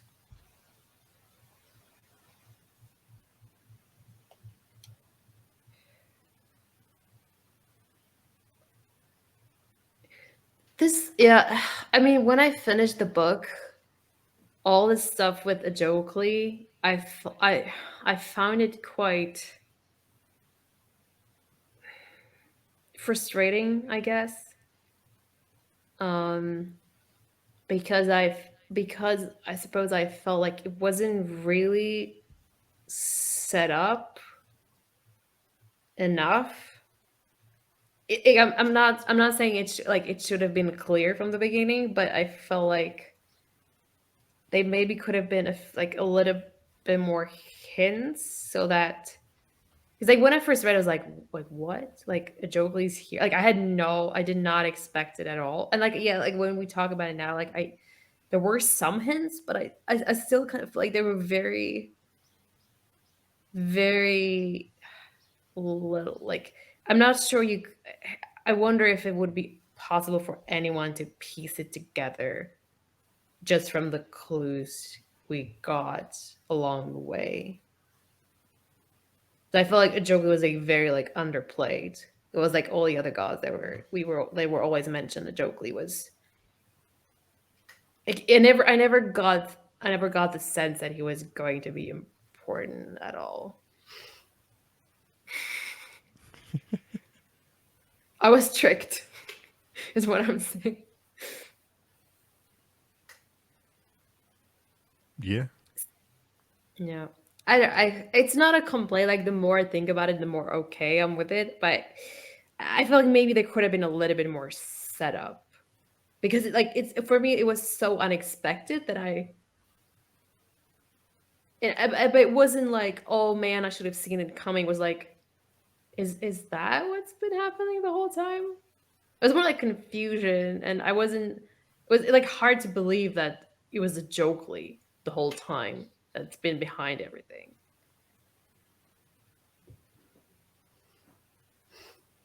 So when we've heard references about Kellis being mad or the things that he's done, like what he did to Proyas, that was a Jokely.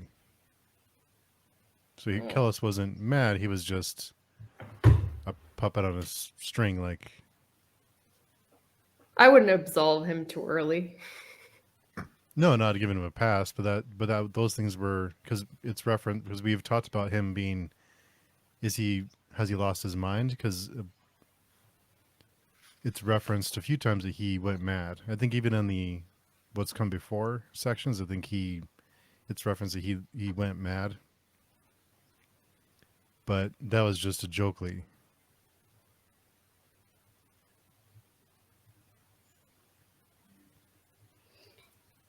Probably.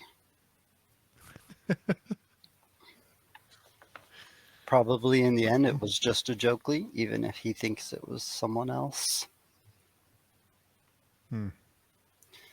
Or if he thought he made a deal directly with a jokely, and that somehow a jokely was going to keep his end of the bargain.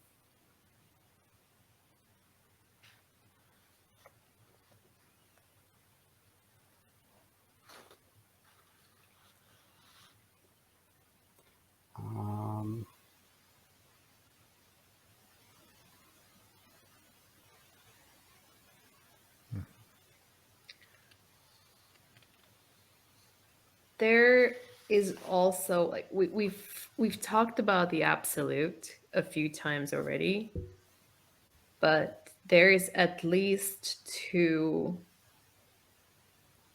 things or two people or two entities that are referred to as the absolute or are described as being identical to the absolute. And No God. the no god, yes, that's one of them. That's what the Dunyanes say about the no god, that it is the absolute. And then also a Jokely or Kellis. It's like the very end, I think. Yes. The very end of the Golden Room chapter, he says, I am the absolute. He says, the inverse fire is not but a window into my house. You have seen what awaits you.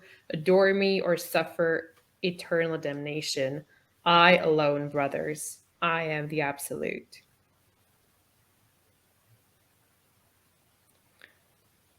So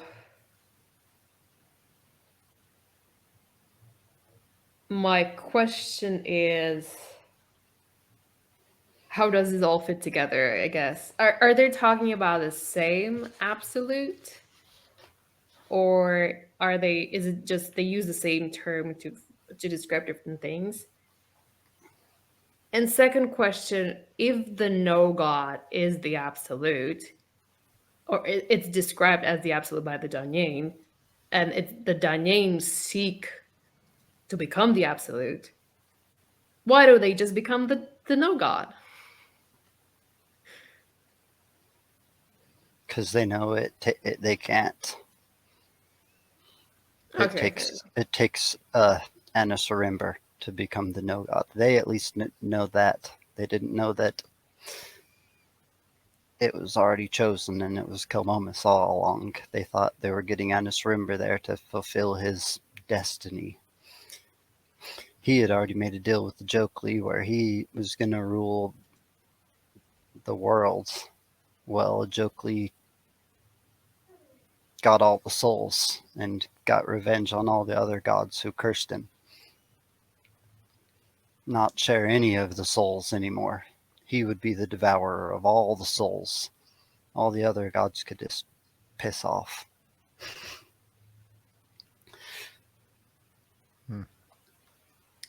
So in Ejokli's case, like the absolute, it means it's more about like control over the inside and the outside world,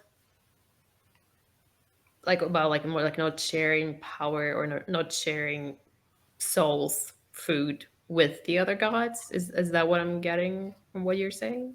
Is that Yeah. is There was, when they talked about, like, Kellis tells them what they decided, that why they chose the technique and how that influenced what they decided the absolute was, and how he chose the gnosis and how that influenced what he thought the absolute was. So by the end, their definitions of the absolute, I think, were different, or maybe their means to obtaining the absolute were different. okay? let's assume that anyone could like become the no god. Would the Danyan want to jump into the sarcophagus? Like, just from like, the way it described like how it devoured Kelmomus, it seemed very violent, and I I don't think. Well, I mean, it doesn't seem to me that Kelmomas being the no god really, like, it doesn't seem like it's Kelmomas anymore. It doesn't seem like it's aware of itself or the fact that he is Kelmomas. Like, if I he was, would he be doing what he's doing? So, I mean, was that some like if that's and if that is the absolute, like, would you actually want that for yourself? Hmm. I don't know. I think once those Dunyan stared into the inverse fire and seen like what was coming their way, they would do anything to forestall that. So I think any one of them would have probably jumped in the carapace. And I'm curious whether there is going to be still a part of Kelmomus and whether maybe like that and his love for his mom is going to like play into a part of the next series if it ever comes out. If Kelmomus, even in being completely taken over by the no god, will think of Mamara differently than everything else.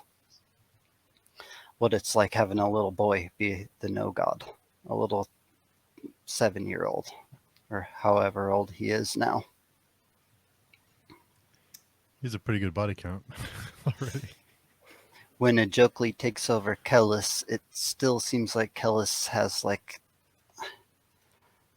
I don't know if I would call it free will, but when he talks, it still sounds like it's Kellis like thinking and Kellis talking, Kellis deducing things about the Dunyan and how he knew that the Dunyan were going to be there. And then when Nair takes over, it still kind of seems, or when Ajokli takes over and Nair, it still kind of seems like Nair has free will, even though it's hard to tell because their free wills are kind of like currently going this same direction, Ajokli's and Nair's. But I wonder how much free will still exists in these vessels. It did seem with Kellis at least that it was more of a transition. Like it didn't happen, or that it didn't happen immediately. And even if Ajokli was there in him, he was like, it seemed like he allowed Callus to do what he was going to do.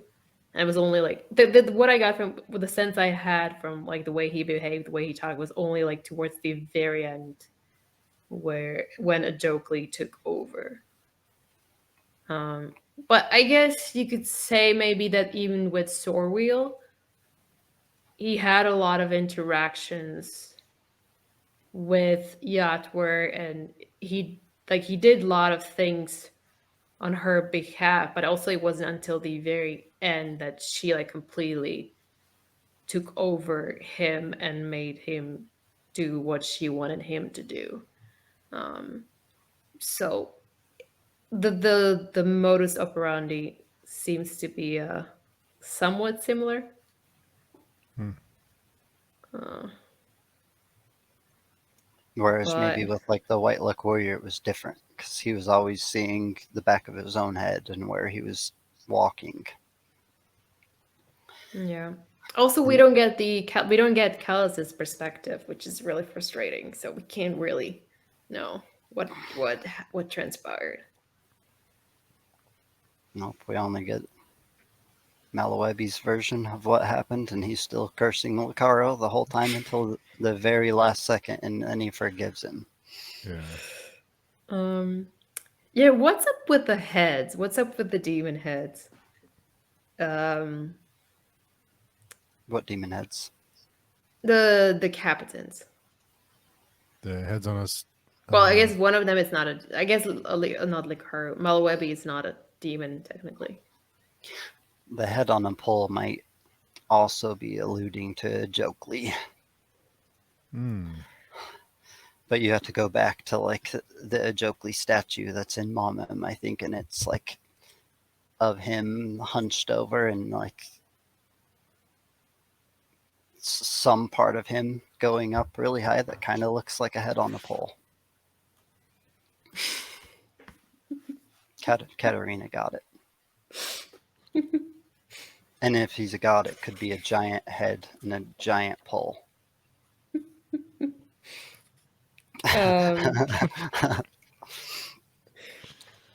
I guess that's one way to look at the statue. That's an interpretation some people have had of the head on the pole up to this point. Some sort of representation of a Jokely's member looking like a head on a pole.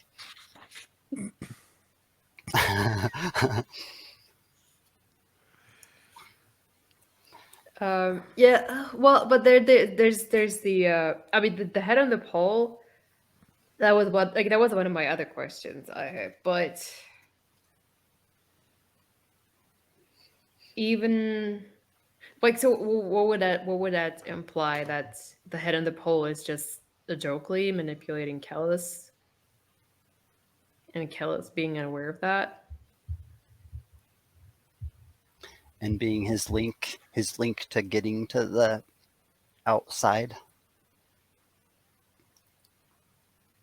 Who knows exactly? There's a passage from The Darkness that comes before, and it says, Kellis watched while the Sylvandi took her again with whimpers, her suffocated cries. It seemed the ground beneath slowly spun, as though star had stopped their cycle and the earth had begun to wheel instead. There was something outraged. From what darkness had this come? Something is happening to me, Father. That's from the darkness that comes before. So long before the circumfix, right? Yeah, but we also know, or maybe that happens after the circumfix. But I remember, maybe it's in the Thousandfold Thought, where Kells also shows some concern for Esmeralda. I think there's like a moment where she almost falls down a hill, and he gets a little worried. I don't know. But for me, when I read The Head on the Pole, I thought to me it seemed was more like an anchor, like some sort of an anchor to, from like in this world, that helps him find his way back to the inside world from the outside, when in that one time he visits the outside. I thought maybe it could also represent like him, maybe they talk about like being like, people having like, I think he mentioned Proas, like with Proas, like there being like the Proas that can conceive himself, and then also there being like the greater Proas. So I thought maybe it could also represent like the greater Kellis, and maybe Kellis sort of like mastering the greater Kellis, or like becoming the greater Kellis.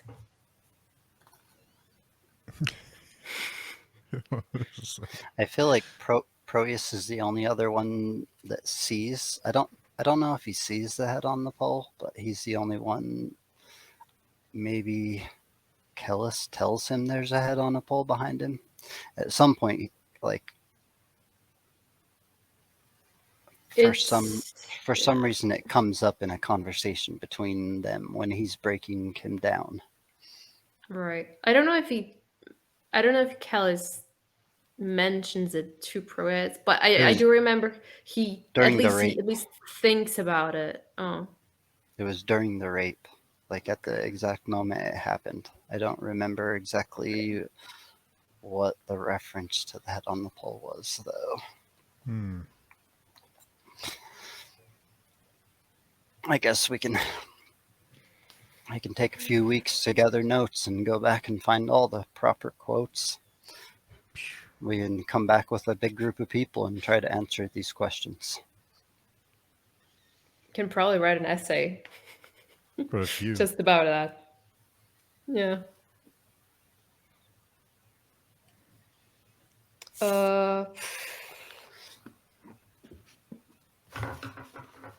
There's still a lot, but what about all maybe. the questions you guys had last week? Did most of those questions get resolved? I Or do don't you guys remember what just have questions I. you guys just have more questions now? New questions. Well, I think the biggest question was what was in the golden room, right? That was like the Yeah. biggest thing. We know that now. What other questions do we have from last week? There's a don't part where I remember. talked about the spear that Kellis used, and it like fell over the edge, and there was a what was the words it used to describe it? Some saw the spear topple out into the void, attached to some kind of metallic coffer, meaning it was like plugged in. That's why it wasn't a portable one. It had an electric plug, and since that's a foreign concept, it's just like a metal coffer.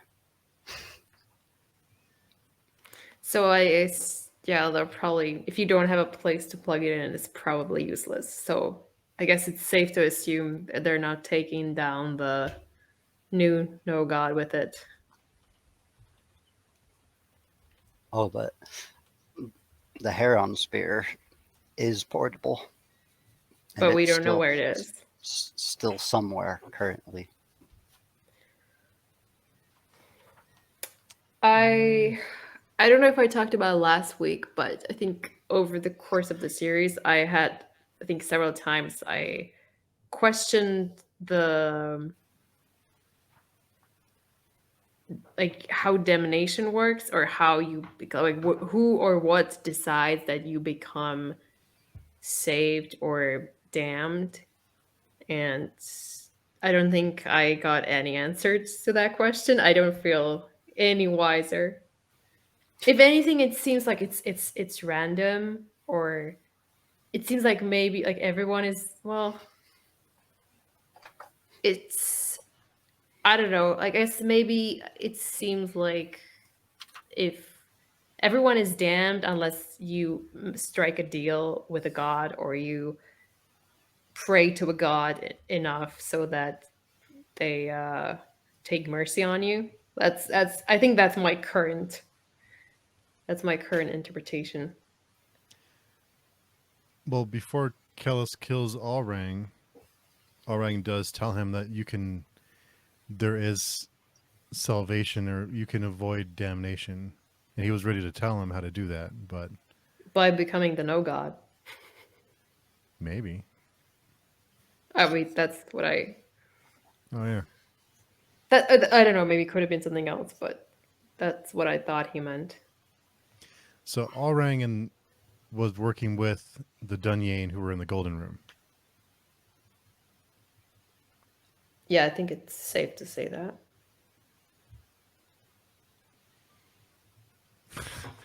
Lots I'm of trying. stuff. There's a part where it talks about like what causes damnation, and like if truth can be rewritten, or if maybe like the tusk is actually real. If you just follow the words of the tusk, then you're saved. But we might find out later that the tusk is. I thought the Inquiry wrote the Tusk. How did you know that? I think. From the what comes think before, right? No. Someone mentioned it. I think. Oh. Wasn't it? Was it maybe in the in Asterabith? Or yeah, I feel like someone mentioned it in one of these books. Maybe if we read the 2 short stories, we'll get a little bit of information about the origination of the tusk. Okay. Was So there are like a there giant mammoth? I want to see some mammoths.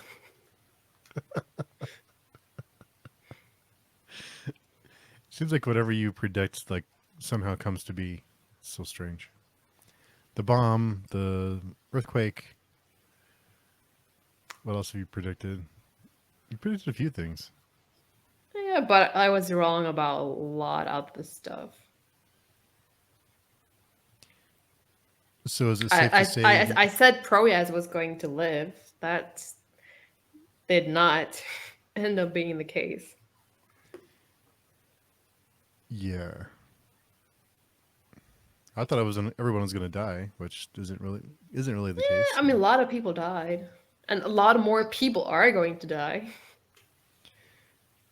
You know, I know this is an unpopular opinion, but I was rooting for Akamian to die. All right, a comment to die.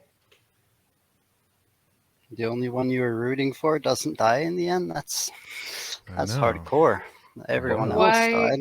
Why did you want him? Like, did you want him dead, or did you think that his death was going to do something good? I thought For the his death world. would be like I felt like his story was done.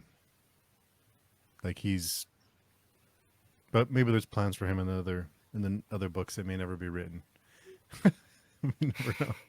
But I kind of felt like he'd run his course. Like it's time to go.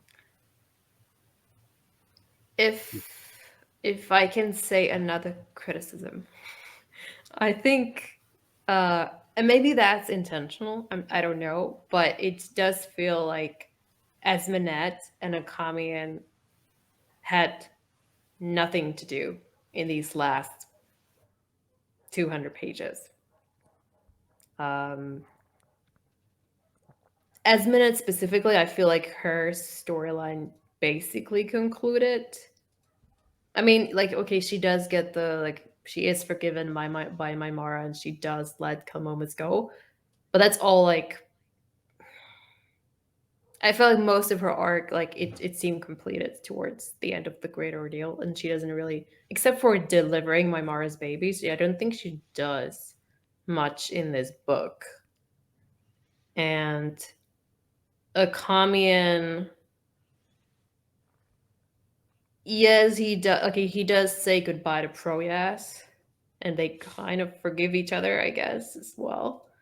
There's a lot of forgiving, but apart from that, it's he panics a lot and is desperate and depressed a lot, but that's about it.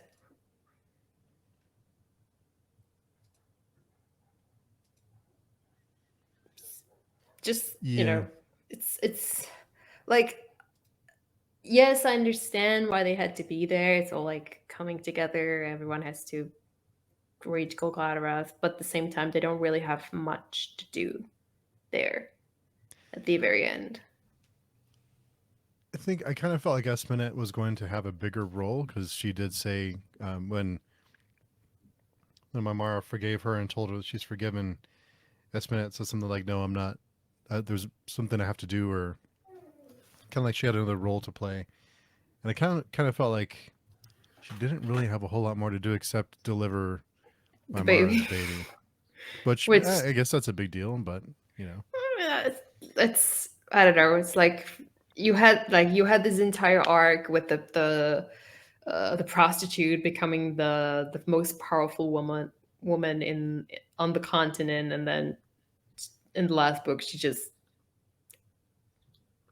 just a midwife. midwives everywhere are coming for you, Katarina. I'm not saying that's not important, but I mean, we're talking about like the apocalypse. also I don't think but also not a very good one. I would say. Yeah.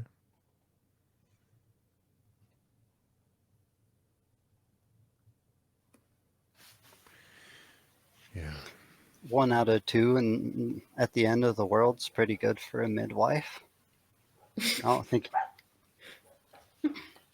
but it is true they did play less of a role and more as witnesses, I guess, kind of. What could Esmnet have done though? She's got no magic, no army. Her empire's gone. All she really wants is Mimara, because that's like she realizes her only real daughter. I was hoping her and Kellis would have one more interaction at least. Something. Or her and a commune, like they sort of, I mean, they leave a lot of things that we kind of talked about it. Like they leave a lot of things unsaid when they get reunited. So I would have assumed that maybe at least they have a conversation at at the very end. But it's fine. Like I don't, in some way, like I don't mind it. Like it's even like maybe refreshing that, yeah, like sometimes on a battlefield, if you're an untrained woman who's spent her entire life either being prostitute or an empress who has like thousands of servants who do things for her, then yeah, you're very much useless during a battle, and that's fine. I is do you have any prediction? Well, I mean, not predictions because we're never probably going to find out. But what do you think happens to or with Akamian and Mymara and Esmanet? Have they made it out of Golgotha? Are they going to survive and keep on fighting? What happened to Mymara? She seemed like she's lost a lot of blood when they describe her. I think all four of them will live somehow. I don't know how, but everyone else is dead. They somehow survive. I kind of felt like Baker has a sore spot for them. Like they get away, like they survive a lot of shit. Like they shouldn't. But I don't know. Someone has to tell the story, so someone has to have been there.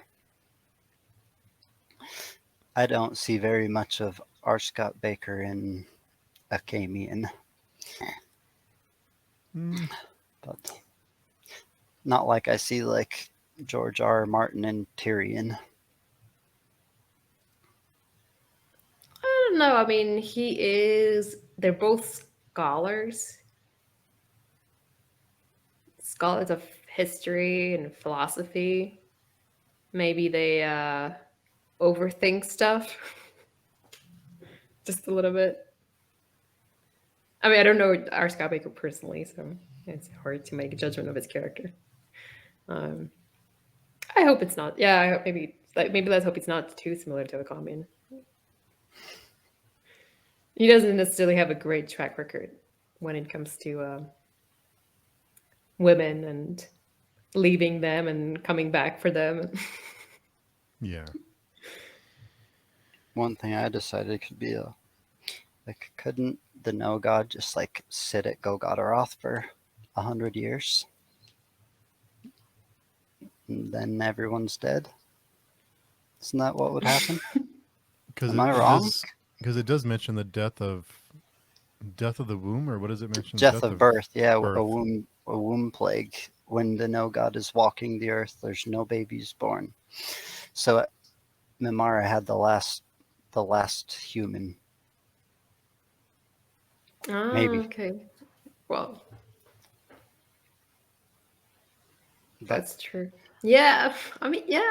I mean, is it the entire world, or is it maybe like the further away you are from the No God, the maybe less impacted you are, or is it everywhere that just took? I think there's like a point of view from Mom and where everyone like feels the No God coming onto the earth, and they just know that there's no more babies being born. Okay. And that's as far away as you can get, I would say. Yeah. I really thought the two babies from Amara would be like Adam and Eve kind of thing. But it would be Up an until incest. Yeah. Not necessarily an issue. Yeah, that's a fantasy. Not even fantasy. That's like an England king and queen thing. That's just a king and queen thing. Incest.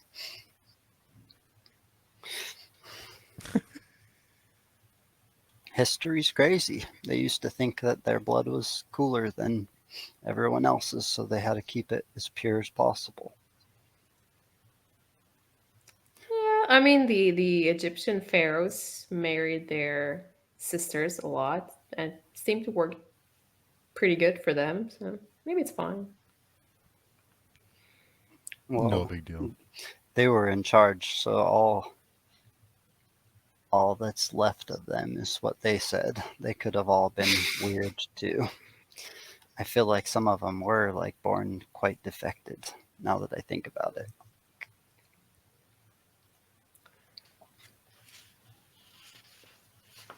I'm trying to find the part where it talks about like what curses you to go to hell and like whether it's truth or just what is told. You guys remember it talking about that? No. So okay, so if the second apocalypse is here, the first apocalypse had the non-man, or who eventually became the non-man. Who would be able to fight this snow god? Who's left? That's a good question. There are not many people or non-men left. I mean, there's the Mwama. There's some Skilvendi left, maybe? Yeah, but I mean, this Skilvendi are basically intact. But the non-men had help from the Inkorai, right?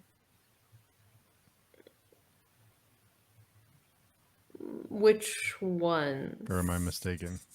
Had They help had to an do what? assist to kill the no god the first time. I think the non-men were already sort of incapacitated when. Hiding in their mansions.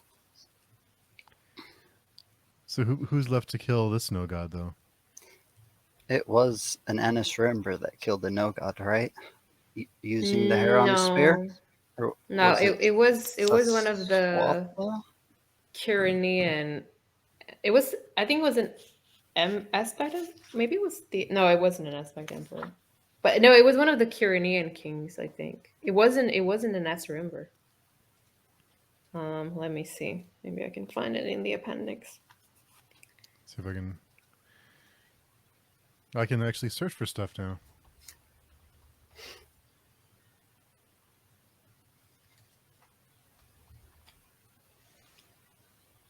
Maybe is there a first apocalypse? Oh, maybe I should learn the alphabet before start.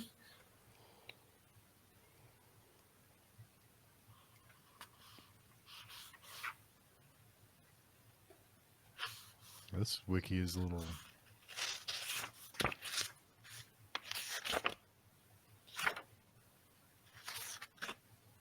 Hmm.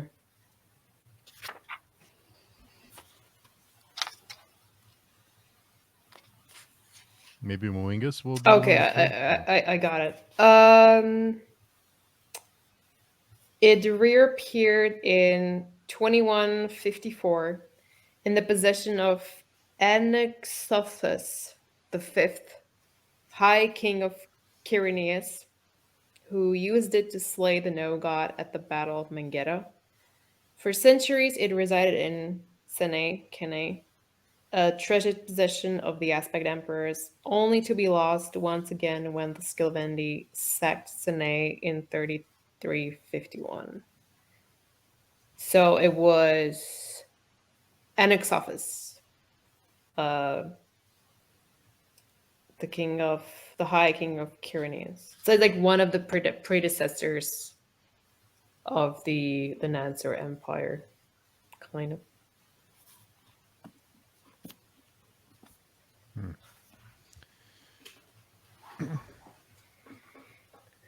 But I mean, you're assuming that the second apocalypse will be unsuccessful.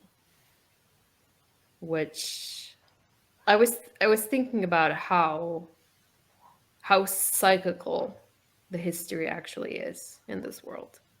Because I guess we tend to assume because there was the first apocalypse, and then there's the second one, that they're going to follow the same pattern, and maybe there is like a second apocalypse Swatha and a second apocalypse Exuffus, whatever his name was. Um, but maybe not. I mean, if like why do we assume that the history is going to repeat itself? Maybe no one is going to be strong enough to fight the no god, and this is the end. Moingus, maybe?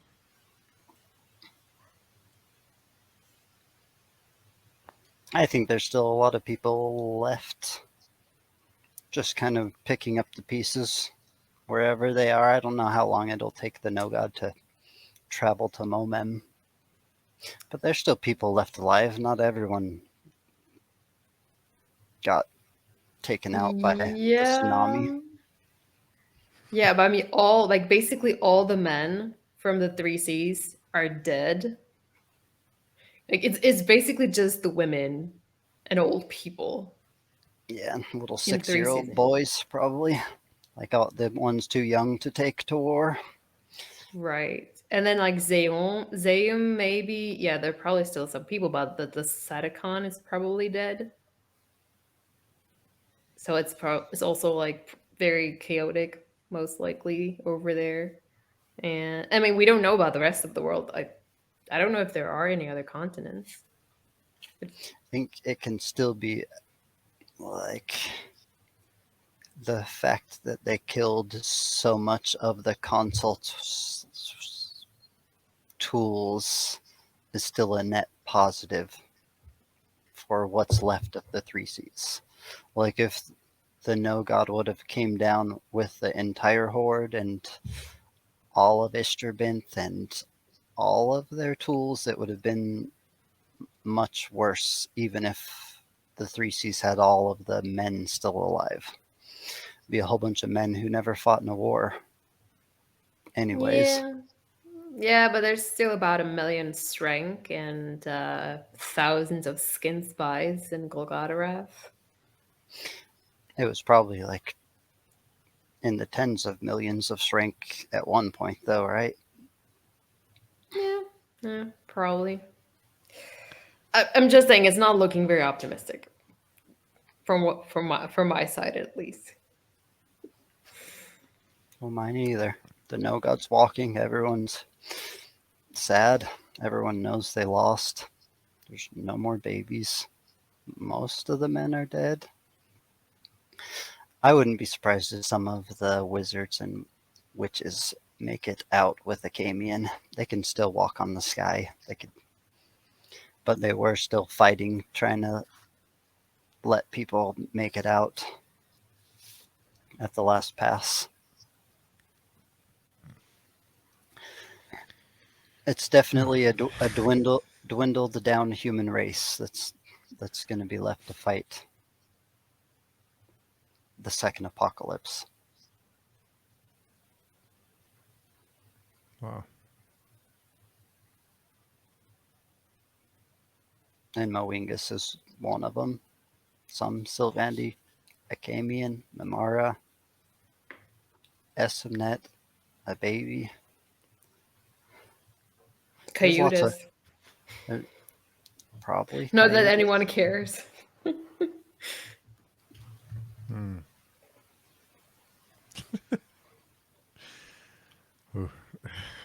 It's crazy how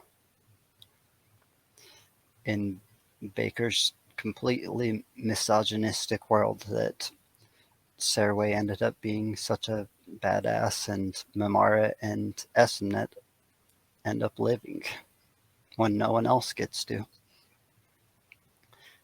It's almost like an equal split of men and women alive at the end of this. Not quite, but I close. would even argue that a lot more men died in these books than women, because the men are the ones who were sent to into war.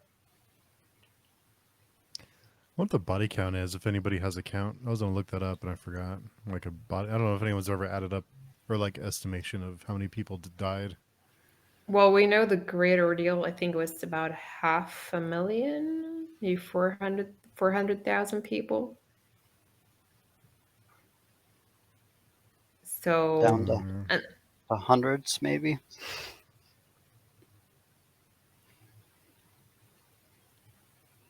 The First Holy Oh. War, most everyone died. Yeah, no, I mean the Holy War. I think more people survived the Holy War. I mean, there still had to be some people left to take over Shima. By the time they even got to Shima, they were already down to like 20% of the army that started, though. That is true. That is true. The Dunyan, who knows how many Dunyan there were, but now there's only five or so. 4.5. It would be almost impossible to count the dead, I think. Especially when, like you say, you just never know if they're dead or not still.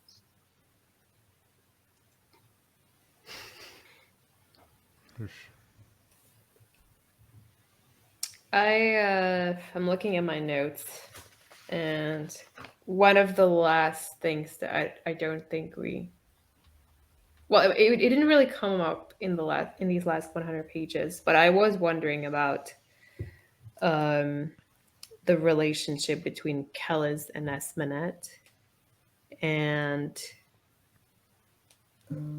no, like learning about Kelmomus. I feel like that might have recontextualized a lot of the stuff. Um, and like specifically, I was thinking about there was this conversation that Kellis and Esmond have, like right when he saves her in Moment, and he tells her something about like that she is his only darkness, and that's why he came back for her.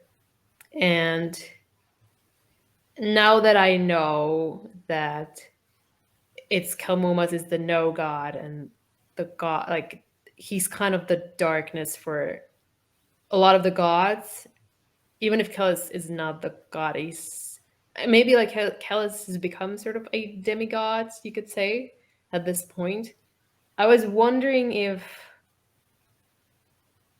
everything he says or what he thinks he feels for Esmenet, if it's him or if maybe that the whole time that was just because of Kelmomus. You know, if his like if his Esmenet being his blind side was only because the whole time the whole point of it was that Kellis has to be the one that well, I mean, first of all, like he brings Kelmomus to this world and then also be the one who transports him to Golgotha. Just a thought. I'm not sure if it's plausible, but I did think about it.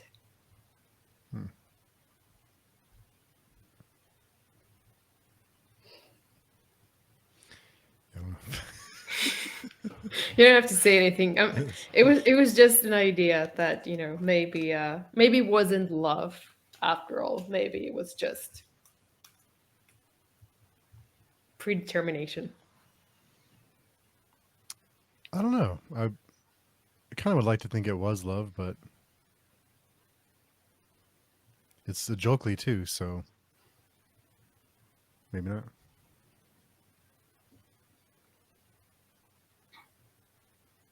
I don't think it was love. Kellis made it very clear that Dunyan were incapable of love. Well, he's broken, Danyin. That's Possessed, true. or he's a vessel. Defected. Yeah. Maybe it's just a defect. What a series. It's wild. Ah. Anything else you guys can think of?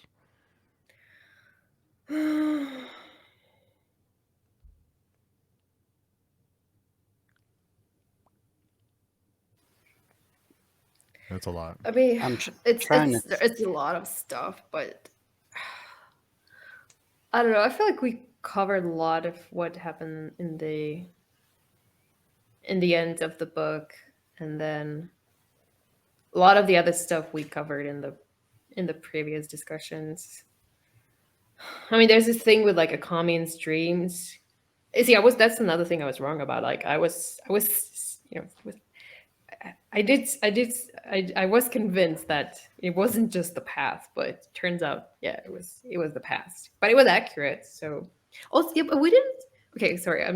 That's what happens when I speak before I think.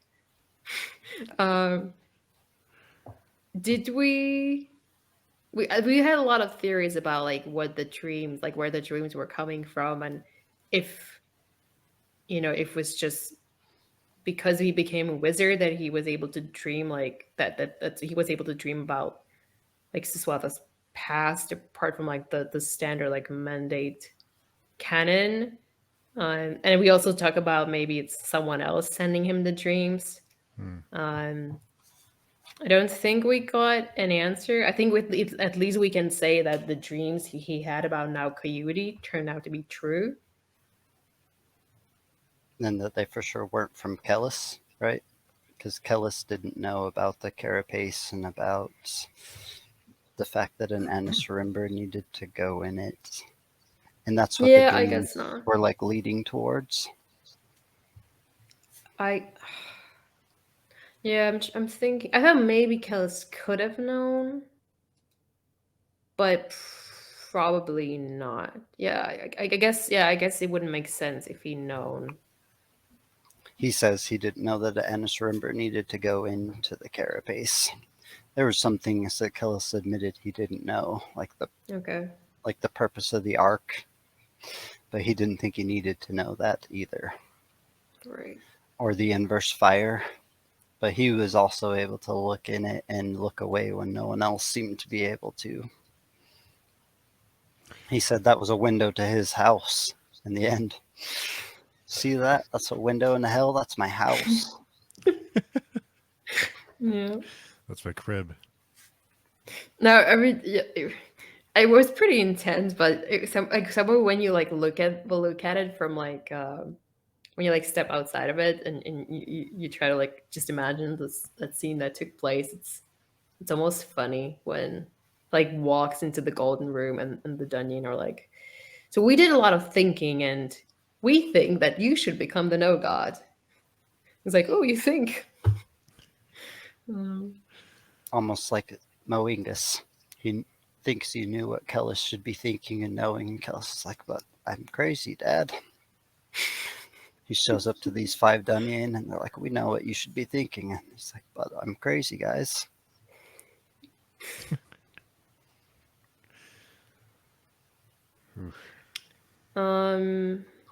Maybe I have one last. Did we already talk about? I mean, I've lost track already. Like, see, like I tend to forget what we talked about last week, but I'm even forgetting what we talked about today.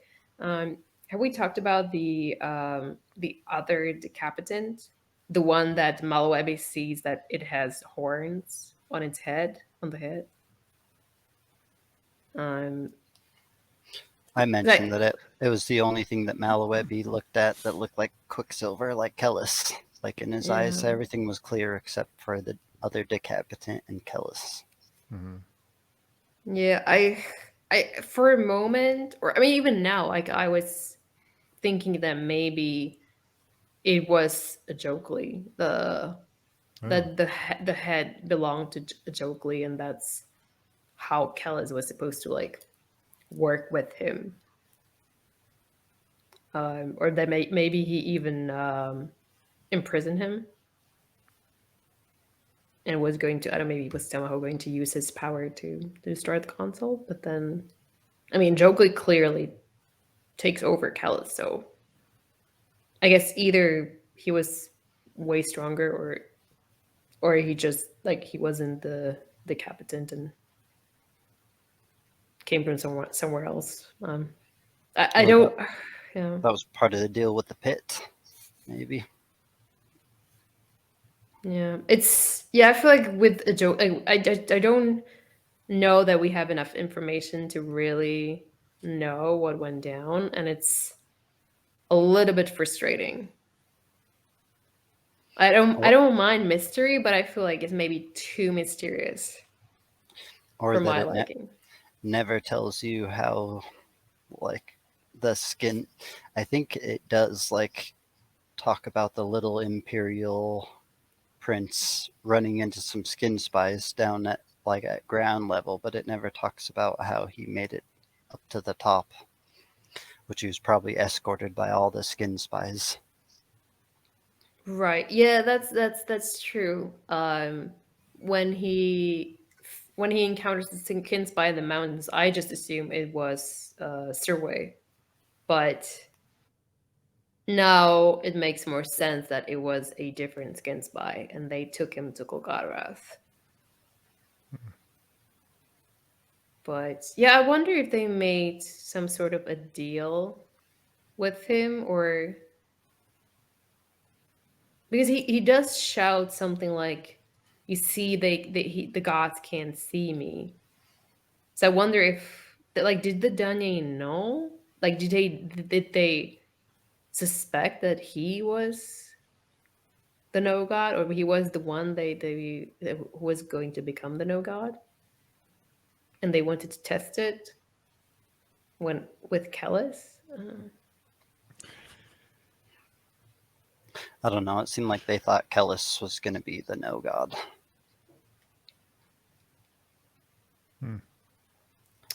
Yeah, but then why would they bring like why would Kelmomus be there? Like or like they had to know he was there. I think. I mean, from like the his encounter with the skin spy, I would assume that the skin spy was the one who brought him to Golgotha to the horn. And knew the skin spies at least knew he was there, whether the other Dunye knew or not. I think the other Dunye probably didn't know. But the skin spies are supposed to work for the Dunyan. Yeah, but as that was all happening, Kellis and them were already having their conversation. So it had been like telepathy from the skin spies to let them know that they were bringing up the kid. Right? Does that make sense? There's no time where they could have been told, I don't think.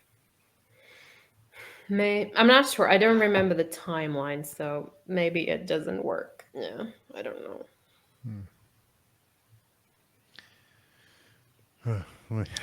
And they took off the Corey off the carapace because they were expecting to put Kellis into it. It wouldn't have mattered if they knew Kelmomus was going in it. Right. That would have done nothing to him, but to Kellis, they had to take off the Corey.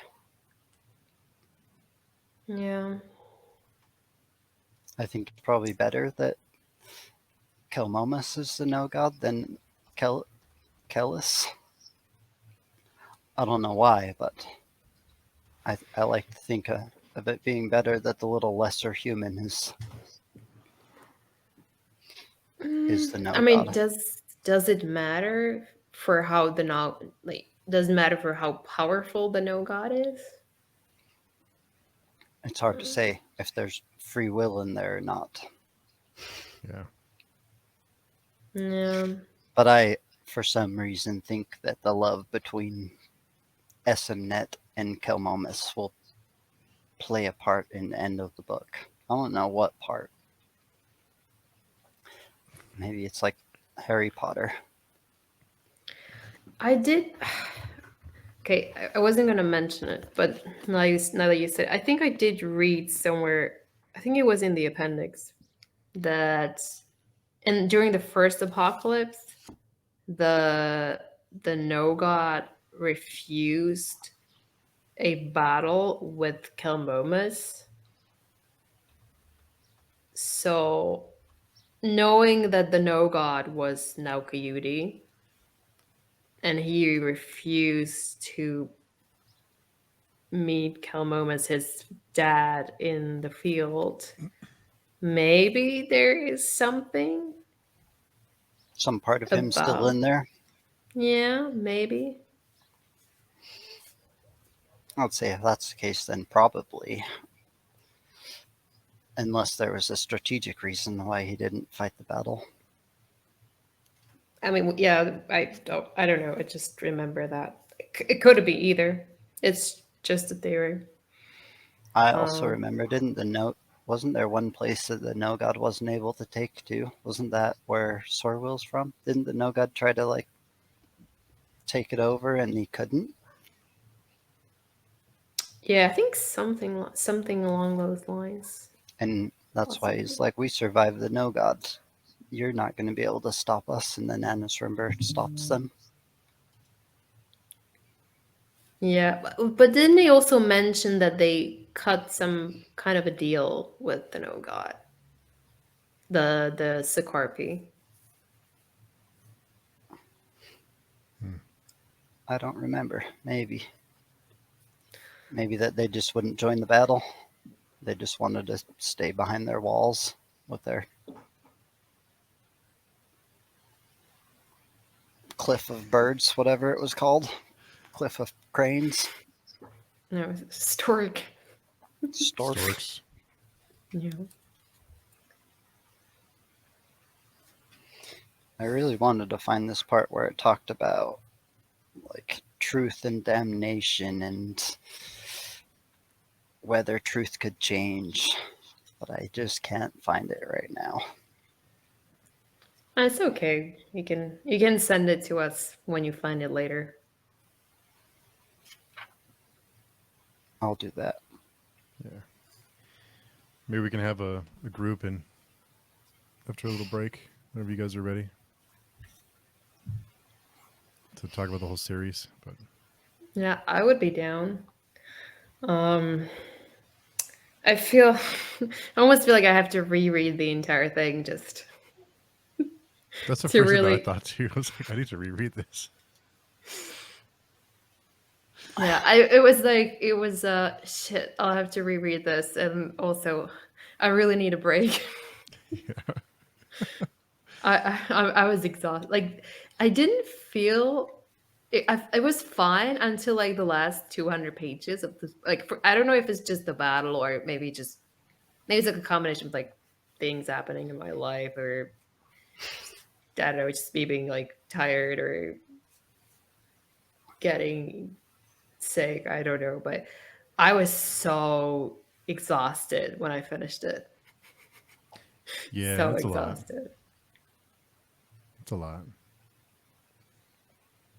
But excited to we'll take a little bit of a break and then we'll maybe get a group together and just kind of chat about the series and maybe throw some ideas around and then maybe we can find another book to read eventually. Or just reread this again and again and again. No, Probably we should read could. something Yeah, else. probably could. We still have Maybe, the short stories left, so Yeah. yeah, maybe we could read the 2 short stories and in a month or something get us and maybe a couple other people that finish the series together to talk about it. I have a few in mind that I can reach out to. Just have to. I know Black and Blue Collar Reader said he would. Yeah, there's a few out there that we can try and bother. This is a series that once you finish it, it's still fun to talk about. So I'm sure everyone still will enjoy talking about it. Yeah. They'll all also want to reread it like you before they talk about it, though. Yeah. I'll just have to go back and try to find the right parts and go through the Baker Reddit. And I heard the Second Apocalypse forum got taken down yesterday. really? Really? I'm pretty sure I was looking Yeah. through some posts there yesterday. I I just. So maybe it's updating or Hmm. maybe it's gone. It's a good I don't thing know. you saw some of it while you could. I don't know. I was looking at the Baker Reddit earlier and someone mentioned that the Second Apocalypse forums is not up right now. Huh. That would be unfortunate. I hope someone saved it, like has a backup somewhere. The Wayback Machine. Yeah, there was a lot of stuff in there that you guys definitely couldn't. You guys couldn't read comments or Reddit or the Second Apocalypse forum because spoilers are weird in this book. Yeah. Well, yeah, we'll take a break and then maybe we'll read the two short stories and have a group or something. But we'll let everyone know what the plan is when we figure it out. I think we all just need kind of a breather for a bit. Yeah, I definitely do. Yeah. Yeah, That was a lot of dedication. Since you told us it was what, 31 weeks? You said 31 meetings, 48 hours of talking. From an introvert, that means I need a break probably too. Yeah. Yeah, Also, I there's feel no the rush. same. I feel the same. Makes me had more admiration for you, Steve. I don't know how you do it. Well, our break will coincide with my break, so I'll be taking a break too. Yeah, but me and Katerina need a break after this one book's podcast. You do just like 7 podcasts a week or something like that, it seems like. It's a lot. Yeah.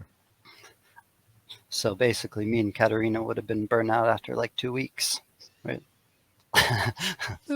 Also, too, it's fun. Yeah, that's true. So cool. Yeah, we'll figure out the short stories and the group and all that stuff. I think for now we just need like a break. So we'll take a breather. But cool. Yeah. It's almost 3 hours and Yep, I'm sure next week when this video comes out, I'll be in the comments section. Finally able to have conversations without worrying about spoilers or anything. yeah. Also, last week I think Katerina read ahead. Did you? I? Yeah, you Did admitted I? you did. You said you peeked ahead. Oh shit. Because I think we were barely supposed to know about like the raku last week, and once I finally started reading, I was like, oh, Katerina talked about this chapter. Yeah, you did say you peeked ahead. Okay. Yeah. I But might since have. I already knew what happened, I didn't really know it was full spoilers. I'm sure Steve was like, wait, I haven't read Like that what? yet. Wait, I haven't read that yet. That happens a lot, so I just like That's why I was just trying to not ever read ahead, because I would have done the exact same thing. Then I do apologize. That was. you It monster. wasn't that big of a deal at all. It was like 3 little insignificant facts, I think, that I didn't remember rereading yet. Well, I lasted until almost the very end, so Pretty good. pretty good. And Oh I've wait, been wait, we were, oh wait, did you? What did we read? 17 from 17 or 18? I read 17. 120 pages this week. Oh, 17 because to that does explain it. I did read 17. I thought we were supposed to read 17 last week. Only you talked about it. yeah. Oh, well, you should have told me. Okay, now it makes sense. Like, but no, it's okay. I thought we were supposed to. Okay, I guess I'm just dumb and I can't. It's fine. No big deal. We did so good making it through 48 hours with very little spoilers. I even last week, I remember trying to frame a question in such a weird way to like tell you that there's going to be Dunyan. There's still more Dunyan to read about. I forgot the question I asked, but it was like, what do you think the consult would do after they went into Ishul? They would, of course, take some prisoners, but I didn't want to say they were taking prisoners, because then you guys would have known what was going to be in the Golden Room, probably. I can allow that. Shit. Sorry, I'm still recovering from the fact that It's all right. I've read I shouldn't way. even have mentioned it because it really didn't matter. It didn't like affect us at all. It was Not a at very all. short chapter. Yeah, Yeah. you did say 14 through 16, Steve, in the message you sent me. And I still read 17. Eh. That's okay. No big deal. Also, these last like 70 pages I read without looking at the page count, which I had been struggling with the entire rest of the book. And that's even with the boring battle scenes. I Yeah. was just so invested. The last 40 or 50 pages, I just read them without even thinking about it. They went quick. Even though I knew how it ended already. It's the golden room parts of it that always went super quickly. Like it's weird because there was even part of me that thought maybe just maybe I'm broken, maybe I don't like these books anymore. When I was reading through the battle scenes and then we got into the golden room, I was like, and I was so immersed that I thought, no, it's just the battle. Like it's just the battle. I don't care about the rest. I still think is super immersive. Once you started crying, you realized you were wrong.